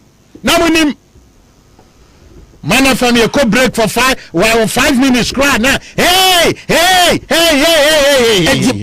me Nessa Moho and near my Junano Tomo dia no be a final level me boy. A dream 10 elections. I feel I'm mama some and no what are your strategies? Baby put your me say maybe be me see me trust you. I want to be trap you know of you know so TV no so na trust Chris what I said me say ese me munaka ka me ni munye fenti what is happening? Em say I decide me right TV frown na. They have been answered and go for show. Yeah, but that is lost the yes, but lost. I am beside me. The person Chinese say, "Man, tina baby, and to train and woman basa. Now, what destroy the back on? Nipa 10,000 I will destroy Omuno." Ofa, Emma, Ababa, where you coin? So, Parrot, and then the Papa Bow. Oh, me ya will I consider. Forever. Don't remember forever. Yeah, well, I'm consider. The answer is see when actually everything come. I'm from a Brominim. Well, Omanim said yes, here will. That be Safena Betty for Bishop Madi. Sabama by will not on funny to Maubi. Any angels will need to. That is what it you share. In spite of BBR and Nazareth, there are lessons to be learned. Oh, yeah. Obi ni mu a obi kire and no pam no obi kan no say nani adan na wodi nema bebre ama no faase am so ya santini ai asantini why no well jai na wonim de kire wonim de kire bia wonim de kire bia wonim asudi a odi ama no yes bia wonim unknown people bia he's supposed to take yes let me see jai of them enya nipa nyina na wonim omo nipa ntia so wonim nipa na ohwe omo Brahma menjo Brahma. Look, na. So John Nisika nyina this is an abusion affording the money. I did not. No more 50% crowd. You. There can you know baby echo. And to the near my job beer. I won't tiase. Harris better. Okay. And what will it be man? I'll be there forever. Oh, we shall talk about Will. Boiling point of man 107.1 FM HFM Kumasi. Batch of our contribution in the form of email. Send the bar of akk@gmail.com. I can kind na the amount. Dear what na see you know Harriet Nana Sewa on so Epe Greater Accra Regional Youth Organizer. Oh, nice. Regional Youth Organizer. Your message kakra bano na anase enhwe de abare yanka kakra. Okro yebo abrema bin. We need free and fair election in the central region. The best candidate must win. Me support the best candidate must win. Obiso of Dunkwa is part of central region. Na me ka convenience and the centrality. Because I can't do I say a honye excursion and yet menka say bia a honka hon a hoka hon I say a hoka hon but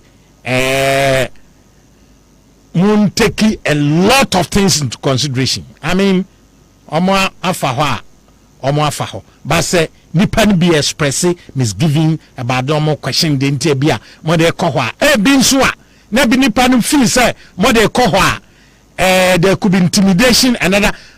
Take their feelings to on board, their party members. Omonya ho party no obi a vote year one at the end of the day obi a vote year one. If you can say party, yes, you can argue like that, but such argument no unim na sepa e de baba be show bi mu anybody say the besia a discouraging no. Take all this into consideration. Na when a catcher was ye membaza yi a kai unfortunately seats around those unfortunately see onya no seat and MPP lose seat see onya no krum MPP lose seat. Ahoye central region, yes, meaning Ahoye central region. How central is the place? Kwakuya or say the delegates should watch Parliament before they vote. You watch Parliament. Or say why is the best choice for Accra? Bachi aka Jinyamenunwa ena wade eba keke tina do. Or say what Mr. Admakubeli is saying concerning some people within the party holding many posts and positions and are always thwarting the efforts of people with genuine intention of helping the party to maintain and keep the party in power is true. Watching live from Denver, Colorado by KK Titanado Boadu. Okay. On Sabeka numbers no me meli ade amao na onso so watimi aka Jano Bisetre Samson or say some journalists out of bitterness and hatred for this government are trying everything possible to bring this government down. How can a person who claims there is culture of silence able to publish entire will of the late Sir John because he thinks he bought state land? I'm shocked and worried about the loud silence of human rights advocates in the country. Today, it's Sir John, and so no problem. Posterity is watching all of us. Samson, Kentampo, and Wadiwe, Bampacho, also Ubetimi, Edeodiaba. Ampon Sambe Diakonso, our advice Honorable Aye and Chairman Kutin to slow down a bit. Some of the media houses are trying to create confusion in the central region, MPP, but it appears they don't see. This is internal election and not main election.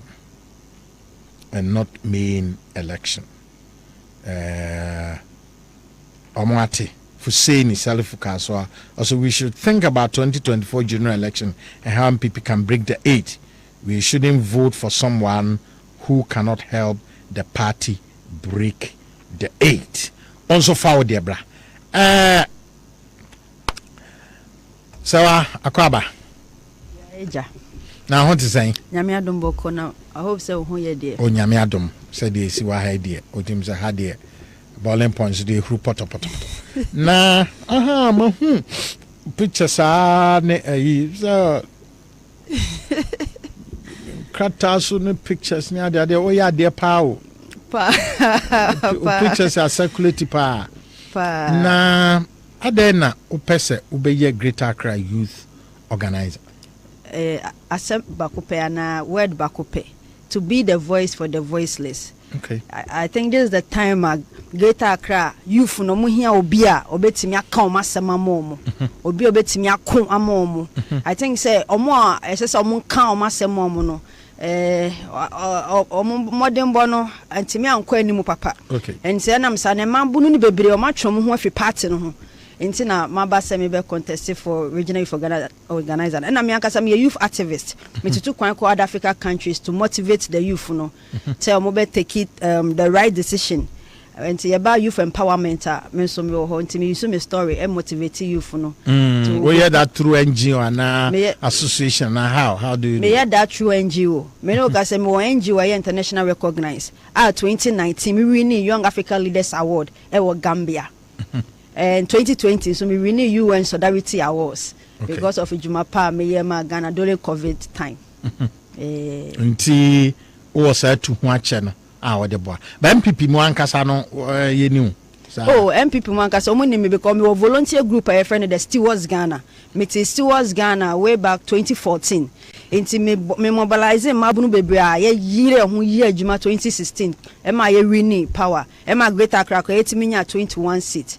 And I'm say nya leader obeka bia ma youth nti no ma bebre atwa mo ho nti 2020 we okuden pa ne yakushem getting new set of people omebeba on board na eja kakra yetimi ewini but say no kra no say ekuta 14 seat o nitina Greater Accra and it's na ma ba bonten say then make my kasama for ma youth no do fi say Omanfm youth wing in Greater Accra no going to this election no as I said there should be change and historical change and yet change keke.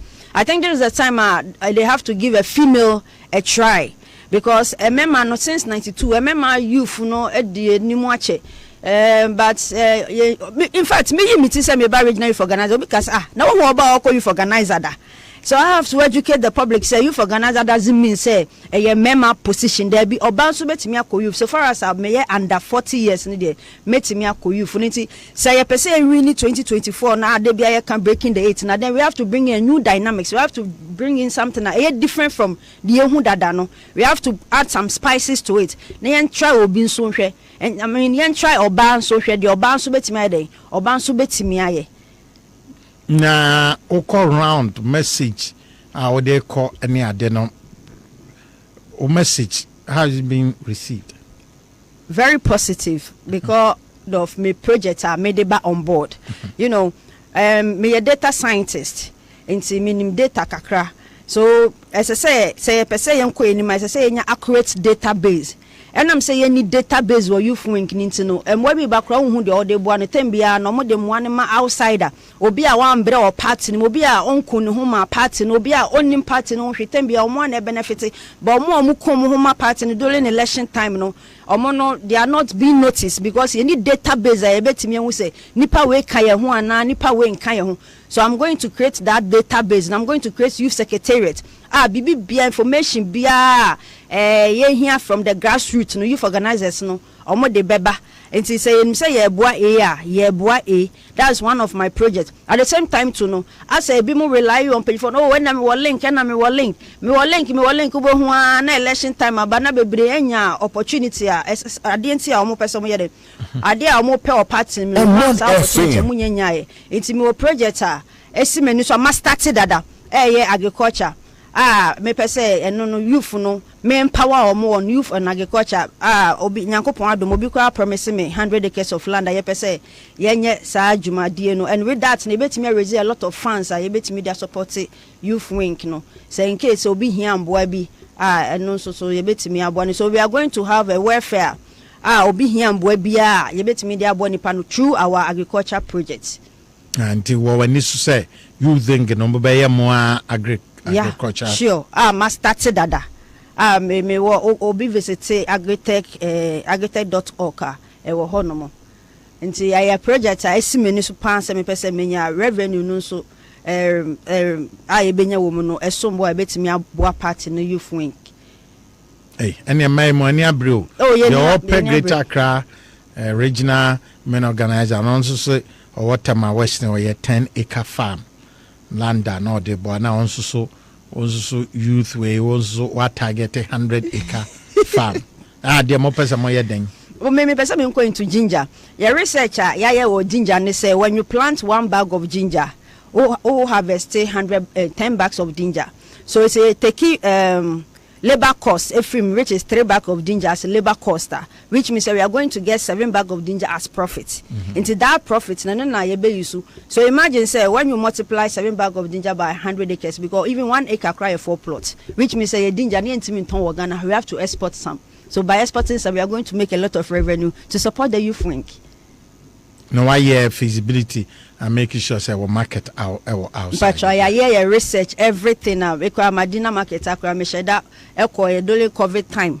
After COVID, so the price of ginger. My current time now 400 Ghana cedis, but after COVID no, so I think I 320 Ghana cedi per bag. Okay. Into research, you know. You so once I would ginger, it repair the land. Into you harvest you be going to pepper. Hey, anyway, oh, yeah.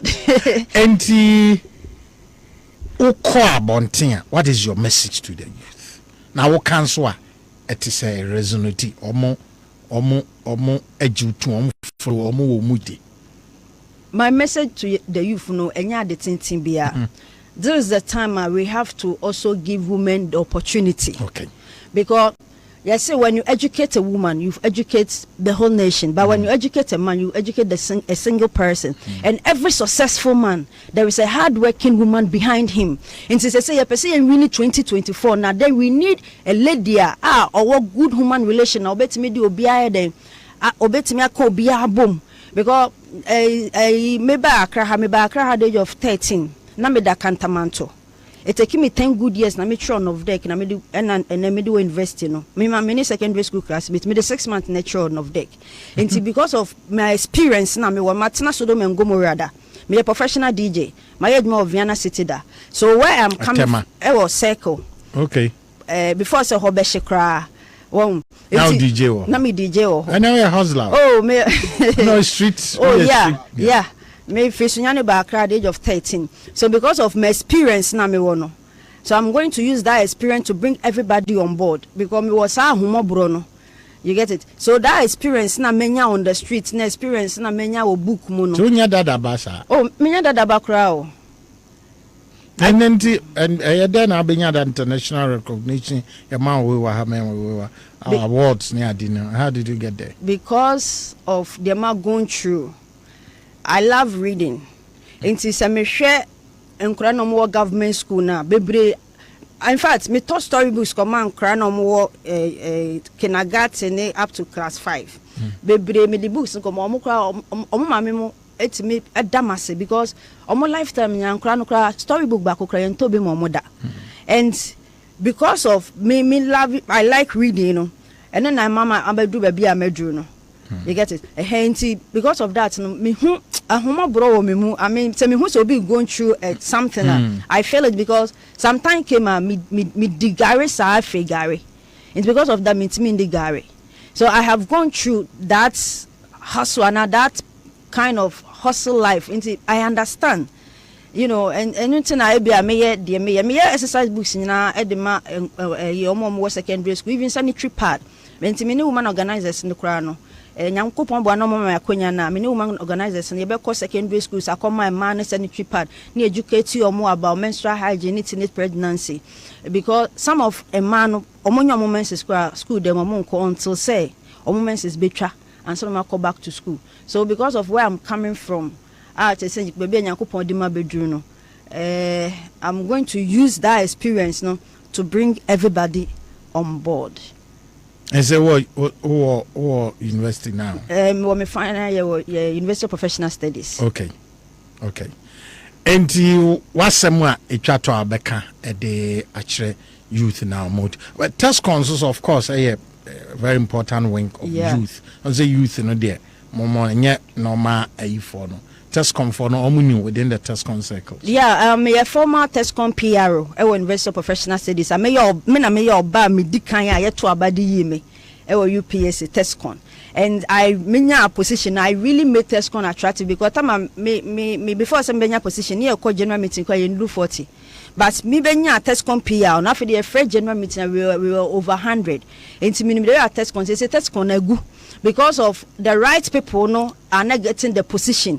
I say, I am there's all kind of cray. What medicine TESCOM? Egu. Yeah, TESCOM in Greater Accra, dear Egu. To be honest, Egu. Pass say my young friend general meeting. Nipe beba na omu 50 because omu mu kom hu ya adwuma no. Time we do near election and ya disqualify omu na. Na obi o ben MPP until some omu be genokratum no. Until some be genokratum no, the party will suffer. TESCOM, na sorry. I am a dessert or no, or that's who school, and it is being TESCOM executive, an elected member. The all can also yes, throw no chow, and yes, gloomy picture. That is the reality. Omo decide say the enyashi TESCOM ago. You know your man for about 1 year now, I said that fatum because all catch national youth organizer said TESCOM go onion to that. All catch regional youth organizer be say greater TESCOM go onion to that. intermediate and say school bia tertiary institutions no be a school na masoma enkrofo mienu man say mo uko UPS uko Legon uko amonkofa data na monfa mreme ubedu ho no NDC omute meboa. Oh, 10 is, they say 10 is very attractive on campus. Because 10 is well branded. Yeah. Oh, Shishomo, Ubehuomo. They do 10 election, they don't cause confusion. Meboa. Now, Greater Accra say, yeah, TESCON election, our campus at this IPS.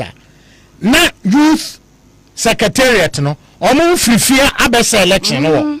Omo disqualify hard working ones ni nyina nti umbe omo ma oppose na obia call on oppose eti esa na on say student ni so bebre nti say yeah politics wo fia ansa na ye ko school nti wo ye ne sa na bamabu nti on join party bo no akọ join 10 because 10 there omo ye bibia open by your honey there belong to nkrofo bi campa na che say you are the omo so omo yes ano. They don't reside on campus. Oh, Oman be ye sika die nko de ohia ne say handing over beba na mpanyifo beba na sika ba na ya che di asa. Tanom the test. Oh, sana say omo de. Enti Nyankopon boa make sure say we are going to do open campaign e be bie program obia so obia mbe contest yen disqualify obia o tenipa 100 number contest here. I'll make sure say me that day I will be there. E hardly say obon say contest con election. Na obi o ye youth organizer or head youth organizer no so be witness what is going on. Oh, so omo underground work we SN we are they won't show their face. Omo show omo face and it is sad. Yeah. Adia na dambocho mo de TESCON eye. Adia na dambocho mo de TESCON eye. Any results are no mo dey achieve. And TESCON abedin crofobin some party people. Ena muye huhu muye shishi wani panim but asia no nye ye ka see mementa obi a onansare mementa obi a o na meka IPS TESCON Aviation Social Center 2000 like 2010 11 12 2009 10 IPS almost handing over almost an aviation social center, a very big, even one of them, Professor Makoko was a guest speaker. Another one, me can one time be me they and their peer could be Japan. These people, I didn't care how much ebe cost to rent aviation social center for UP, the then IPS TESCON members for 3 consecutive years. Na TESCON crowd cock stand for SRC and disqualify. You decided say 3 consecutive years you start here no SRC president UPS it was a project. The SRC president must be a TESCON member and it happened. Omudi TESCON it started with one boyfriend Charles Abbey. He was disqualified. What by SRC election what by SRC president no. Omo mani ni term we no mo impeach no mo impeach eto aso. Look, but we didn't because na TESCON amwa after we had and Legon TESCON came, Islamic University TESCON came, Accra Polytechnic TESCON came, Methodist University TESCON nyina ba oh fakeke atise so obua UPS and then some of them to the extent say even na ama said national service omo kan say for national service bo so am de enkrofo ni nyina ebe question am so me no omo nko kasa na kwambe ne ebe even national posting we are working for TESCON people to get good positions to be posted for.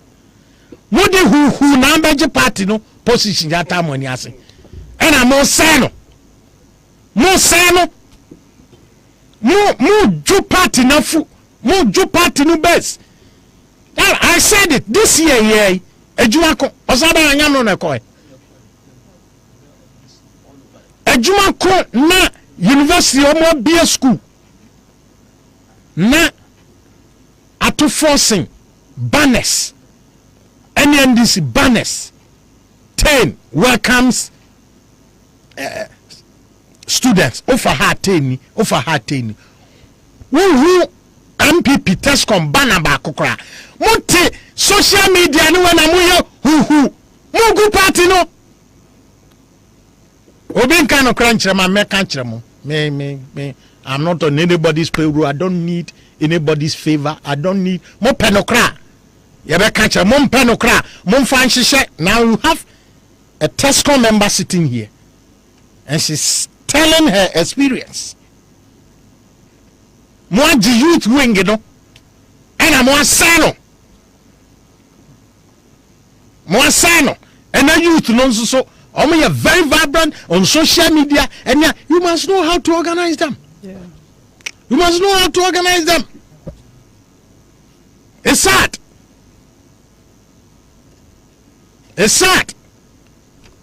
and Nazare election going let me say it. Any bebre mu amoko contest some of the national and regional position. Munim some of the year fundraising. National fundraising no money yo. And I'm sorry, mu ha businessmen e wo krom ha. Any ministers, any other chief executives, mu dey fundraising. Mu ba ko mu ko discuss, you know you are not going anywhere. Mu peska dey agumu account to me.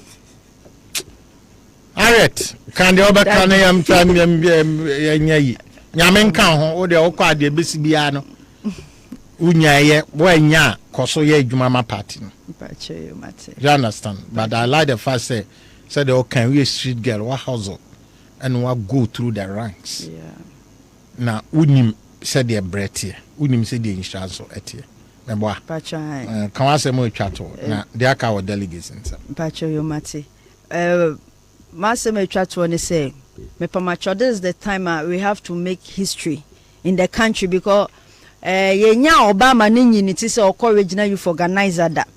Na mbanso de ade hye yensa ye ni ye ankasa. Into this is the time I think say yen for some spices be enka yejuma ye no ho by bringing a female on board. Na me sure mo bo say Nyankopon boa na mo to abanema me a meye ma famu die bia meye bibia say region seat na ye lose no 7 seats na ye lose no ye benya ne back na yetimi a break it 2024 yeah. Breaking the 8 no na ye betimi a breaki medamase ye down so ase we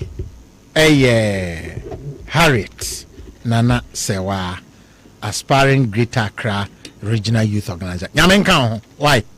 Ebia no kra wa kan so nye binim de. Omanfm. Obi big oh yeah don't say Tescom for nyina to be. Envans na you obi kra be kwasisa. Tescom list na ye de beto aba. It's possible. Minim enkrofo a edu election so no more strategy aba.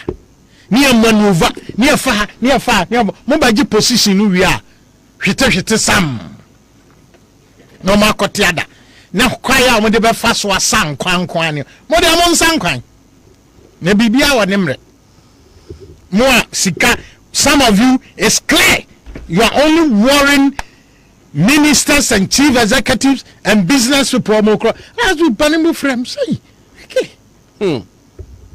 O frame na manfa fa chemi o no say dia mami nya so answer kasa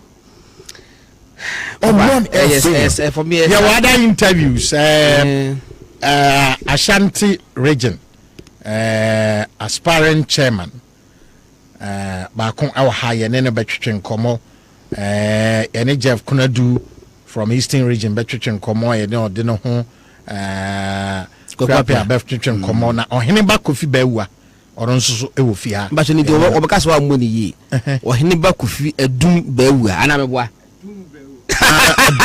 adum bawa ana adum no kro mporo ho no friend phones so no na me oba na na say wa adum no kwaso fa wo bo adu so wo hompo minimum no ansa na ho se adum ba wa ni ansa eno credit wo kan yeah e de obakwachi but nipa bi mpe no kre because eno credit in favor omo ba me ehu pa de ke amfa bi amoye ehu ho semisru na me frɛ e bia ka menya ne dia na me frɛ nua ayi David Pra accusations be break customer the name a eje tidy sir ai so one the head of communication and Eastern region yeah communications director David Pra ai allegations e customer David Bacho me trust me for we year e be better in your own interest if you bit to clarify there no anybody be complain say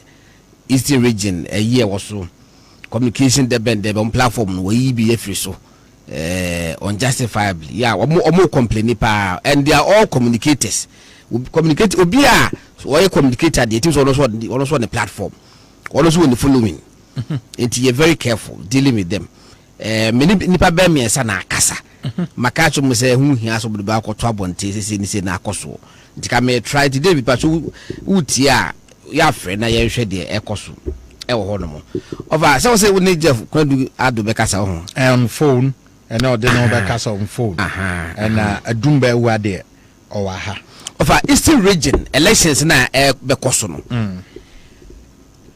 empanifo mu mani nko ho pa before 2020 elections ye ne ura beneficent kasai several times ye ne Dr. Jojo fe kasai several times of all my figures no say Eastern region a to balance Eastern region less than 66% asemasi Omanfm MPP a greater crowd sorry Ashanti region so about less than 70% of asemasi Ashanti region crowd yes about less than 70% and na asemasi and your mutiati yes even less than 75 crowd in Luku comfortable and Ashanti region some people less than 75 ayanenye yeah more than pa anenye well because that small margin of even 2% of 20% of Ashanti region votes NDC nya omu kuti 600,000 now omu clock over 800,000 yes yeah a dose check numbers omunya of voter yes a dose check omunya of voter region the Ashanti region vote no enya grossa over you see it said no as Eastern region enipa menu na men so more contested regional chairman Jeff Kolodwado eni chairman Kuju omumienu nyina obi a party ba pa chairman Kuju aye you constituency chairman on 2 occasions Jeff Kolodwado one also aye constituency secretary there be regional secretary why parliamentary candidate go po wa say Afram Plains yes it will be why be a playing rule e we Eastern region mama level playing field enkoso mama level playing field enkoso na ye be wie ni wantu I don't expect so be somebody should come on board sa den ya mo brew enkosi aga wo ofa Eastern region ko for dua ho Sekufol East is it New Jabin South na MP ba ko ho no mo matese yesi won contest bi eno nti no empedifo bi so amadwe se papa no en contest bi mu dia ene 2024 no ombeba aba be fa seat no problem se ne New Jabin North medase obia woye MPP ni a wo di job enough bia beta contest bi enya akwakwanya ni obidia ba wo di post when so we say obia beta be contest machinations na modern statistics no emwa ase me ko kan go for so ya man being too harsh one catch say guarantee say me aduma 2024 nyina ne ati asimpo. What shows we say what when near best change na 2024 be contest no what shows say you be alive what shows live let others live let others live so what papa say open contest seat no obi so epebi but because of your don't know na afa whole you want to a whole region say regional chairman of MPP because obeka say be boba, that's the fact. They will deny it. And because of new job enough city dinti and the regional chairman of Eastern region everybody want you say it is not the best. Abuja any person me know me bo mu di chema kuju we gentleman, very friendly person. Chema kuju e cast of contest. I'm sure say me one of the few people I was sending the post go for Bremen. Affable person, one kasa nye nipa. Jab Kredwa does also the same thing. Very affable, astute politician, gentleman. One kasa nye nipa. Et ede no mienu ebe contest election na. Ese ke kama. But enkofo bi se kire e pull strings. Enye papa. Mama level playing field in Koso. Anye sa. You break the 8 before the breaking the 8 time comes. No bubu no. Eti ba mu say if you say nema air koso for the past be 1 year kopo nema air koso ebe si ne any question that we hwe nyina no MPP will not be in the good books of Ghanaians. I'm telling you that's a fact whether you like it or not. MPP who akono no atiko MPP who enya akono kesi biem se first no ya no ye na ya de se mo admit na mutimi ka se yempe kwa pa bi fa so na ye nye nyema yi na me mafia obi ne de mafia game na kasa besi 2024 December etime de kakra me kan no nyame admo weekend de ekoso sasa region beto great beto no nyina no yebedi de akire ne ahwe de ebekoso but ye ko Kumasi December MPP another leagues conference ye koi mitio mampanyi wakasai mitio region board wakasai mitio vice president wakasai enema mesa mu nyina ga ye say abatomba beto internal elections no level playing field said the unity beba ba ne me ekoso no unity be da ba na me imagine na umesisi me aba party nya papa dia party nyina ye dia nyina na join coach nyina na join ko no na umesisi me wi a now as they say ya me reconcile and in fact offer omoka se be reconcile ko pon at times no the way reconciliation ko abe koso krampo no ya na obubebu animtia mo stop ne na reconciliation ho ehia mama fairness anya dwuma mo ba wie no obi lusu a onim so lusu fairly sa lusu na no ka bibia na enye den na wontoto ani nwe antoto ani nwe accident siw nipa siw anya to ani nwe na won chinchin obi nzahe asemi anaga yi kan asi amenya calls that's are more than 10 from Tescon executives. Tescon from you see how sad. I'm talking to a Tescon president, former Tescon president. Legon nami ya Tescon said this Oman election because nipa no almost standing no. Meka Legon city campus and city campus Nazare and ye can campus now. The numbers are in thousands. City campus you see. The numbers are in thousands. MPP, a party, Caneno, na me see whole polytechnic and MPP winning election. MPP enya 5% our voter region in total. But whole polytechnic, MPP was winning election day. Whole polytechnic. Why? Because the party no, you want crofwa, omo ye attractive omo. You want crofwa omo pe. And they say you can. Former Joshua Labi. Yes. Joshua Labi say omo ma NDC former tete omo nyini no do tertiary education omo university ne polytechnic pe no omo ja NDC. Joshua Labi, he was educationist. In fact, Joshua Labi na ya ma UPSC Tescon. Yes. Omo suro that's why omo ebe kan kire me say ye person obe yo petro na mbusa omo niema na say me de me omo cheche mu anam so what this one yanko now make sure say ye be ye test con na mana koduru ba bia afi test con be yakon look nanado wan ko lunch ne educational way na sa okay ewa way Dr. Ba, do you know how organized before then? No, few years before then, let us go UPSA. Na say already ayi me am former lecturer Richard Kwasiga. Say what you do. And this is free and this is no more ayi. Oman next no. Say omo present the aspiring women organization. No charge. Men can say oh yeah. Oh, send the academia. Academia there is made up of all people. But I'm telling you, say the antecedent near maybe a war. Accra City Campus. Omo kwakoye TESCON election. Na region for nako. Say omo kwako disqualify Nkrofobi because omo montai regional youth organizer nechi. And omo akan so omo mpene.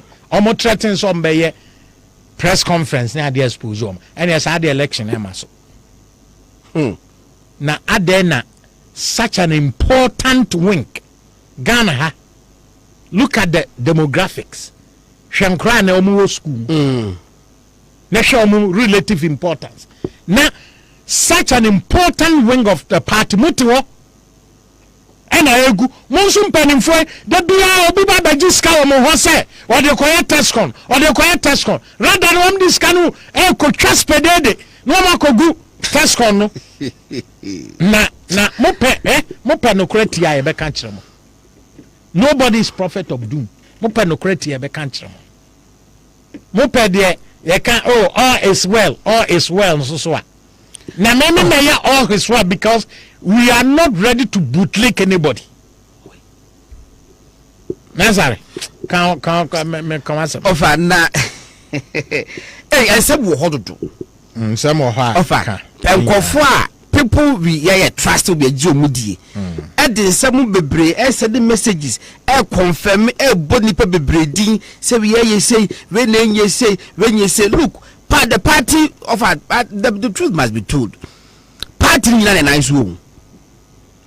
Party him and pay for money now. Na yes idea of an makano. Ombe break 8 before the day of breaking the 8 comes. No more bubu 8 no egu form. The meka kakra hold no. Na over that time kakra I mean you quite what forest. Yeah, Timothy Forest. Okay. Offer I thought forest na wele ne me bia ma. Me da se pa. But set me 3 Friday na me kind. Yeah. With back no with me kan kesi. Anyway. Offer na ena isu ato no. Journalist bia worth your salt. Enwa isu ato ne se na no pa wo kwa adwuma se. Me ko ba bia isu afa nkofo na se fa nkofo ne ma. Offer wo dress class sam. Ensuo to na de china wo kwa adwuma na se wo ye journalist na se me ko ba bia ensuo ayiri a ye se captain na be da she captain CNN ene international omo asend omo ko ayi no omo ko Ukraine they've gone with the appropriate yes including bulletproof vest na wo ko ba bia akwa ye reporter yes me na men kan chiro said na captain sabe wa jimia na wo jimi no so o sa akwa advertiser me ai akogina akobunko tojo wo nsuom wo sa akọ wo sabe wunim nyansa na wo nyansa no wunim no wo sa akọ wunim dress appropriately for any occasion and for any assignment and also wunim ya na wo sa akọ pa ho ntoma wa bonto e dey sabe dey ajimisam no now for the cates kona say me sa akọ bakeche bi say some be kai ya registration na secondary school for o mama kwan yon be ye on voter registration be ye edru dana ye to abare se bu turn out no se bu turn out no terrible turn out ye nearly kwa ke cost to MPP e the test kwa asem ye ka wa e hye wonsa no hwe ye hu adwuma ofa na mamen go straight away to Achimota Forest in Sem. Ene say John and Sem. Ofa na Achimota Forest in Sem no. Men kan kase bia enkwachiri but kakra ofa. Oh okay. Kakra me say David pra Afridi. Kakra ye be free David pra na ye na ayeyi. Ofa kakra me best meka afa Achimota Forest hu sensem no. Ene Samuel Bujina po mesa bonaba so bi wasa a very comprehensive press statement aba. Efa Achimota Forest hu Genesis ni na from 1921 eba besi 2022 enkomo akoso. Ene time ma owu family no e ka so mo so e pe asase ni bi ene asase na de omo aban epino so a mo de ma owu family na ofa ni tia wane say 2008 Omanfm dada John Ajekum Kufuor ne time na owu family for no e de petition ko ma Omanfm say asase no a e wo Ghana by di me atru din Achimota Forest Reserve no aban an compensate omu nyina eno nti no omo ahia asase ni bi aban hwe mu na aban etimi nya e ka so omo etue ska no on 2 occasions but evidence ba ko pe na aban etimi nya ye colonial era time no mutimi tue asase ska no eti payment ba ko de mutimi nya evidence payment ba ko evidence de be se de 1956 former and former sector minister Makama there be or can I say government compensate to almost 4,000 pounds. 4,000 pounds, yes. Offer etia no hu komo kosoa na Omanfm da John Kufuor ka asade o mema abusuan asase ni bi na o makoma atomu Omanfm offer asase o mka so be ma wo mu no na ye 90 acres 90 acres the year 2008 omotiase wie no na Omanfm dada na time ni twam enti asase ni ya fa ama abusuan no under president Kufuor just asase na fa ama abusuan no mills buy no omo the petition ni sa akoe but amfa mills so I release ya dem one release ya ma wo mo mahama buy 2013 eno musa de krata no koto nanim eno mudi hu nkoma ofa to the extent so multi committee bi kwampo former forest commission CEO we are for that okay what the multi committee on the head okay ofa head this committee no omo ka se afedie ye mabusuan no 118 acres okay it depends for time na ade free omo no musi 90 afebedu afari that mahama time no musi em 118 committee report no ewom okay edru say obukotwa asase na ma wo mo no na a 318 awakodu 148 ebia beka ho it's just 30 acres abeka ho ye no ye ntiase international under president Mahama no de no mo hwehwe dada na afa de na ye yagiatum asa de bia ka ho e de abusuan no ko asase no so yes e ko kire wo mo e se yekoyi ma wo mo ofa ye ya ma wo mo no ye nyi 118 no e ne koyi 148 ma wo mo ye yi 148 ma wo ko pon anche bia no muso da bi asase ha se ne de no aha ye be de kire be tintin ye fa akraka ho na back and forth sa afa no musa de 50 kan ho I see empty John Mahama from 148 and yes I did 50 count and I have 198 and 198 no offer ye dia ma FM na MPP buy almost had the crata buy say asase na omo e dia ma wo mo no omo so atunton asase ni bi ama individuals as abusuan Sase na buy the ama wo mu no na so obi to asase ni bi na wo de call lands commission e ko register e die da asase no so da so e ya Achimota Forest Reserve agana mra se ade Forest Reserve ye fancy dan enti se change edin no ansa na wo tiba register ofa ye no so enkobo koso enkomo koso back and forth afedie yes e twa asase ne ma wo mo ofa di tetia ne say asase na akoye ndis for the komo 198 no 198 acres afedie asase and MPP akako date by 21st February 2020 sorry 2022 year 21st February 2022 year and the final year the ma wo asase na first day 198 no afedie every hono about 355 there be okay ofa metifri mu no na chese Jo Mahama time asase dodo o mo de ma abusua no eye 198.501 acres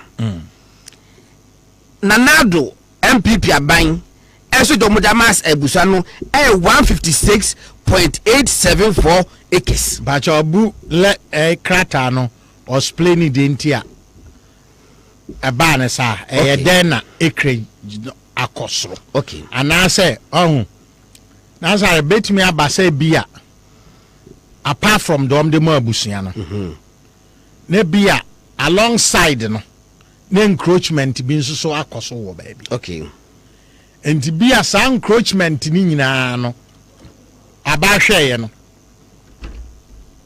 ona bo pike transe aba hweye no na bia ebinum so encroach wo baby a what did you move by okay ma me kan go de ba na and to the paragraph 28 verbatim was say while the draft executive instrument was receiving attention, the Forestry Commission on 3rd May 2018 wrote to the old family indicating that portions of the land leased to them, particularly the nursery and the seismology station, were ecologically sensitive areas requiring critical protection by the commission, but were inadvertently allocated. The commission therefore indicated to the family that it was withdrawing these portions from the lands covered by the lease. In place of these portions of the Forest Reserve, the commission offered to grant to the family portions of the forest behind the Gempa wall around the railway station and other portion known as the island located near the runabout on the George Bush Highway. Following this letter, the family entered into negotiations with the Forestry Commission. The family requested for more land on the grounds that, among others, they were being deprived of a more valuable land for a less valuable one. The family also argued that they had already granted portions of those parts of the land being retrieved by the commission to private developers, and that the family would be overburdened with legal actions and costs due to their failure to deliver those lands to the sub-leases. This stalled the process for the degazetting of the land. Was say abroad modern assassin be ma womo no na Forestry Commission ka say assassin modi ka dia man ba bi wo ho no mo a eye forest a e be ho ye forest a say e bi enu so say anyini o for purpose so called forest enti no na so no mo de ho edua nua ni bia na mo de ho no say e ho no ye den was say were ecologically sensitive areas, okay, requiring critical protection by the commission. Okay, some portion of the land, right from Tema Ebenino, a lot of them is absorbed within that enclave. It helps in the ecology. I mean, in protecting and the Kenyasa portion of the land, Achimota Forest now, and Kansua, Babesiafa Achimota, Ediakono. anye no bi ni see ehunu wo ache ayi no but Miriam are you aware say mami former NDC minister asemi bai wajagire mu yehu dede bebre ni din wo bi ne onu sunya bi chese wajibi OPK honorable nyabotre mana asare nwie and command last week near pese die ni momfo obia dia mameto abanten momfo obia dia mra ofa adwuma we ye ya chekakra ba meka ade ba ko a mapem kakra pima aya me din parliament ase e dey say deal we where is the list MPP ni beauty bin kan say ade be nwu MPP ni mase e ko bonu mase fefranam that is the fact and you should accept it me papa kan say agency me papa de e ko bonu mase fefranam and still okay say ofa ade mpanimfo kan say ade we de agency na chere say atimi no ahano tu sa ma calculation bia kobone achimota forest ade agency abawe look yeah bibia betimi aye e dia ma abai no hope bia ye beye enokran so ba ye be ka kire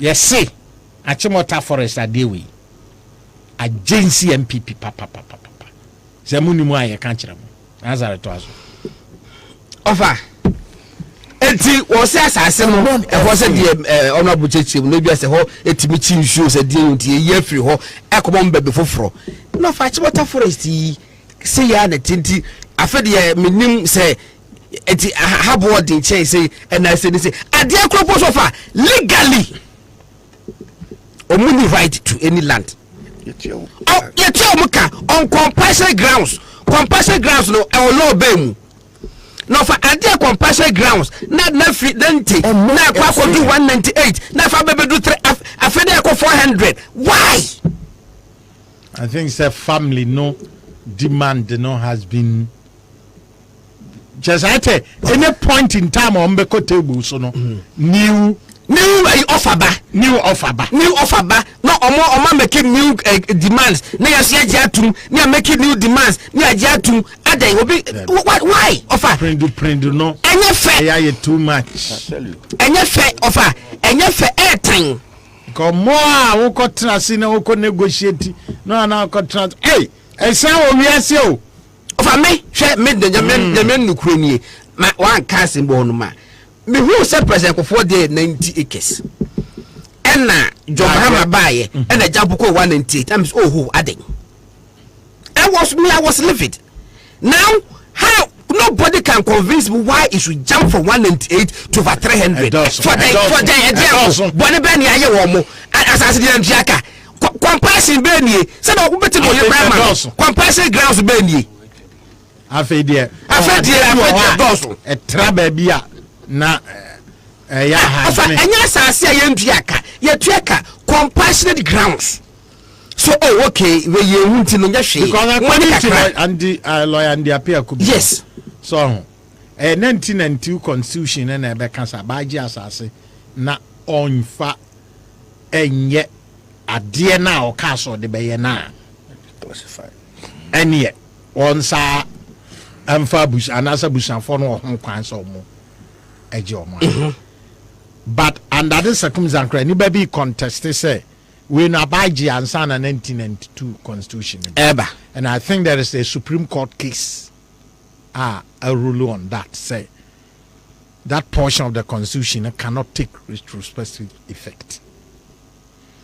Ofa Azare asembo hono mai fata chiamia no ebo nso fata henkwa ebo nso a fata wohene nemu me mintimi ntanka se mi hu document 102 bi ma hudi se obi na ofa this is state na nkasa ene betimi ayi unveil ayi na yi veil na free so because minim former ministers bia omud ekoto etobi okay but we use different names omu use company names but ayi omudia It means that the no permit sounds so sound register general. Make a busa me and also the no. Na na me ko feel ni free was say ni. And your more responsibility. And let's say John dear better boy take a crack. Oh the mo I see someone on my toe assassin. I'm a who meanwhile Busa John Mahama say every meeting now on war you catch the call for sale or Mutombo. Why is he doing that? I said in Crawford to turn it down. Oh, that be day. Said the gloves are off. Baby. Hey. Now call now. Say I deal with see. Said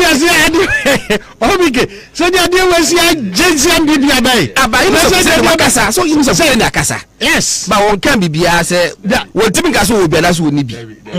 Oh, eh be answer them misam. Ontiminka. Oh, but so for me timi ontiminka. Zawo ontiminka. Edin no abono. Ontiminka. Edin ontiminka. Ofa sami je fia kasa. And they say Matis Wakasa pontificating all over. As a activity says it say me John Hammond. Wakasa no Wakasa me this free John Hammond sober. No say free John Hammond sober. If you sober beyond to be. After all, to me kasa me corrupted that. Yes. I never or call baby and Kubusa answer question. He will give you a straightforward answer. A straightforward answer. Now of all him.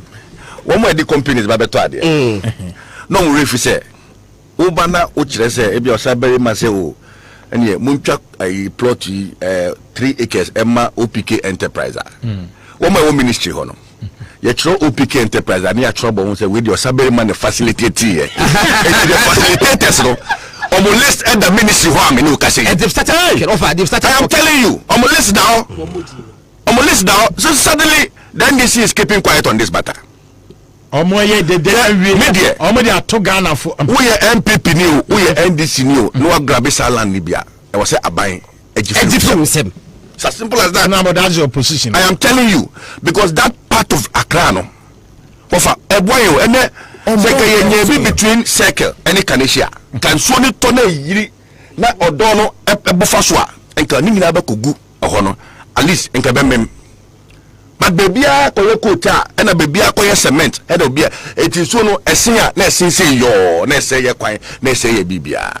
So that piece of land it will be useful to the state today, it will be useful to the state tomorrow, and we must protect it at all cost. But media eme de senya meni akano Minister Abu or bonne duma ye. But we need more information. Okay. Company be at Asasu Hobia. Any deal or facilitators are purchase of the land biano. We need to know. I think I must put this thing out.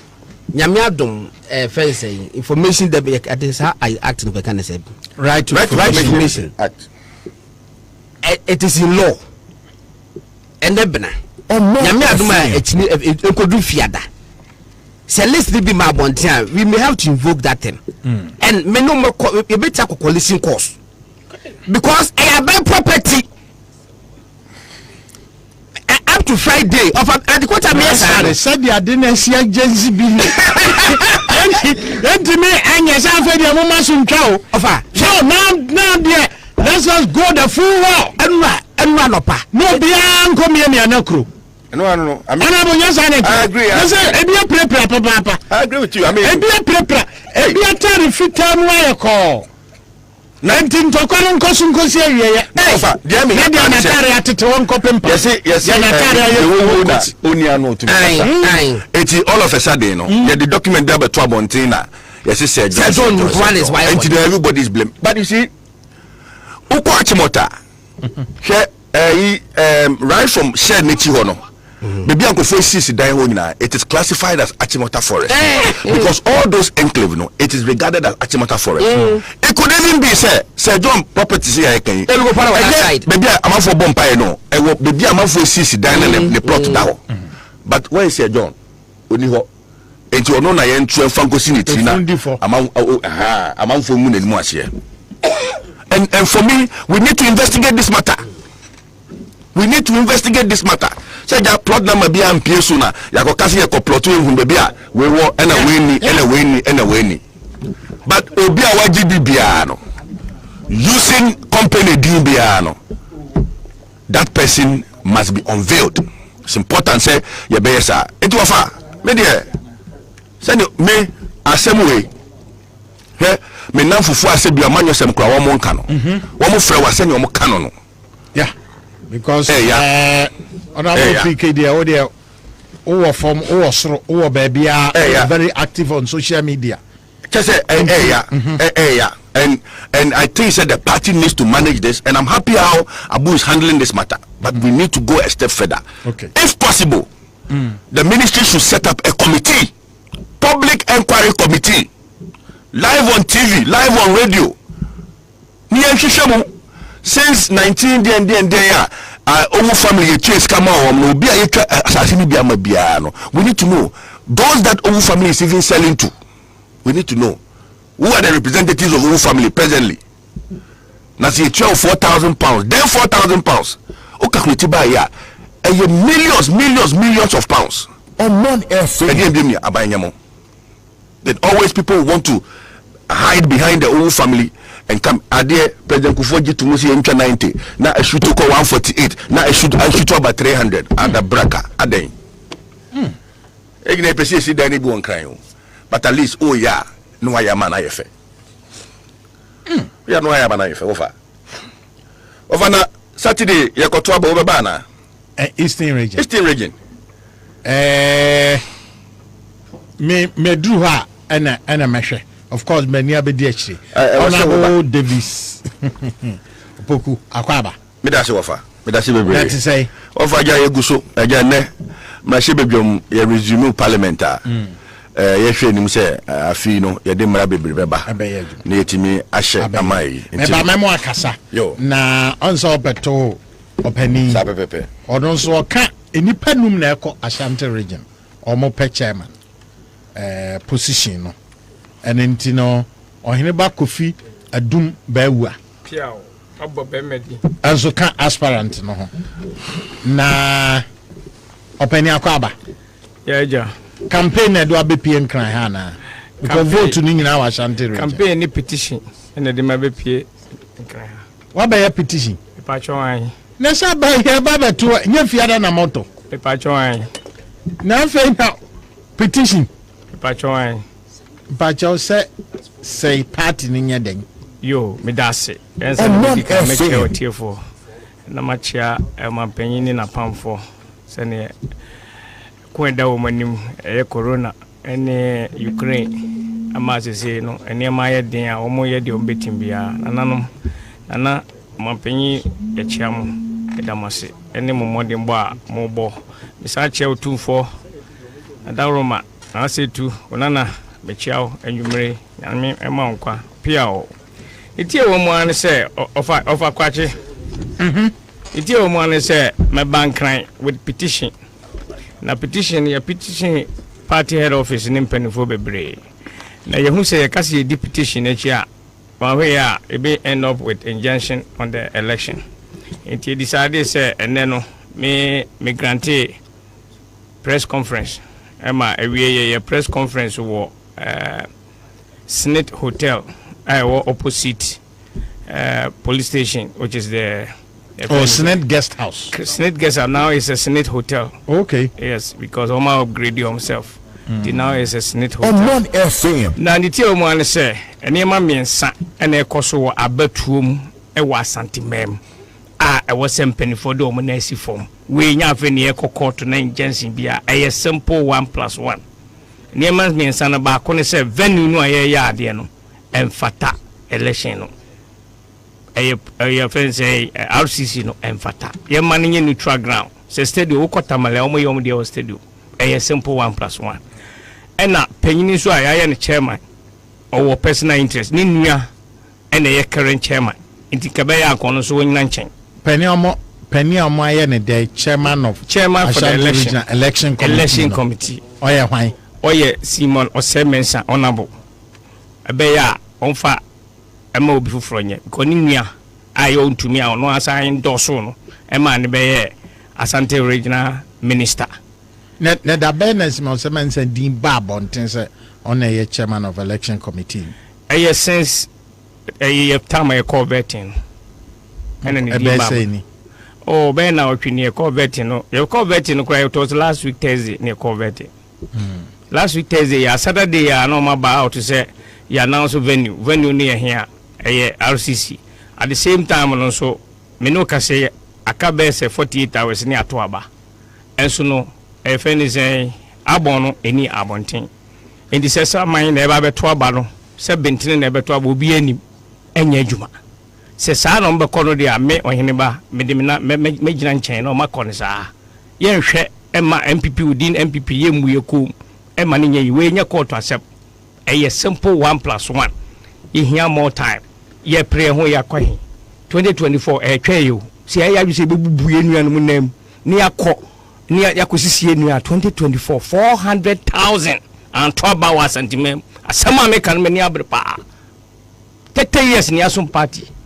Yen shema, Ubian for a second Yananka. We in your court accept penny form from Nancy Form. And they are. And 2% election you postpone. Yes, because no abon. Abon do 24 hours. I did show some. The now problem. I want me argue because you don't have enough time. Sir, regional election, their constituency executives no better. Yes, 17. Yes, 17. 17 abon near abonting. Yenya abon. You need me for about results no. 7 constituency election. I have a minimum result. Minimum more winning. Good, but deputy for no. Omutimi omo tokwanko na deputy for on to be omo na account money 17. Okay, enti yenji omo enti omutimi nya abon aka 48 hours na ekoto aba enti nipa say na free constituency bi aba beto 17 how many are elected? 10 na 7 na aka na appointed. Yes, na no him na appointed omo ayi omo no omo na appointed omo deputy obi omo betimi na yedwuma Obi appoint sana party no constitution. Ana akoye convention. Is sabe pepe ne kono. Sabe pepe. Enti mu miehwe ne meyi na 2024 ne yede bo atopre no. Se sa ne be kono a me onyin ba me mpema so me ni ka wa me de. Osabe ma be yi ne. Metina me nchen boko. E be choose the deputy. Ana constituency benefo na be dwen wa mu say. Oh be hu say e bi a we die. Because o can say obi na because the party in the constitution is the elected constituency executives and the member of parliament or parliamentary candidate. Yes. Okay. In consultation with the regional executive committee. That is correct. And the appointees. No. So usually the practice is that. So of course, Osaberiman na election where winning. Into one be determines a person me the OPK, I am a deputy. But the final say at the constituency level. Because it shouldn't be because I no be a contest. I am very close. Na mo wi ebi ono nso betimi aboa. But who should say oba ebi oba undermine one. Oba undermine. But now oba outshine. And no lies in the strength of the constituency. The 10 elected officers na yi omo. It is a yeko na actually you be say beto aba. It is nipa 10 plus constituency member of parliament now my 11. Yes. Now Yakotuaba majority carries the vote. The better na the win, you know. It then assumes as on the choice of the constituency. And is that Ashanti region 10 people each no? Yes. Yes. More deputies no. Yes. And no mun names any pattern no. Nipa 7 no. And nipa 7 no. Yes. From each constituency. Yes. Minimum. Ashanti region 47 constituencies. Yes. 47 times 7. Yes. Ebi wom. Yes. Presec master. Fafigan man.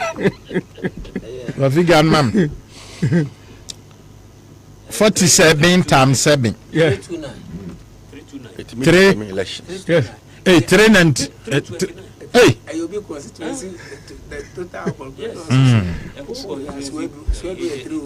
Hey. And etimi over 10 nyama. Yes. Eho eno mo delay we na to mo de be last minute. Am de ba na se uko protest ya time ni akoto aba. De ekoso no.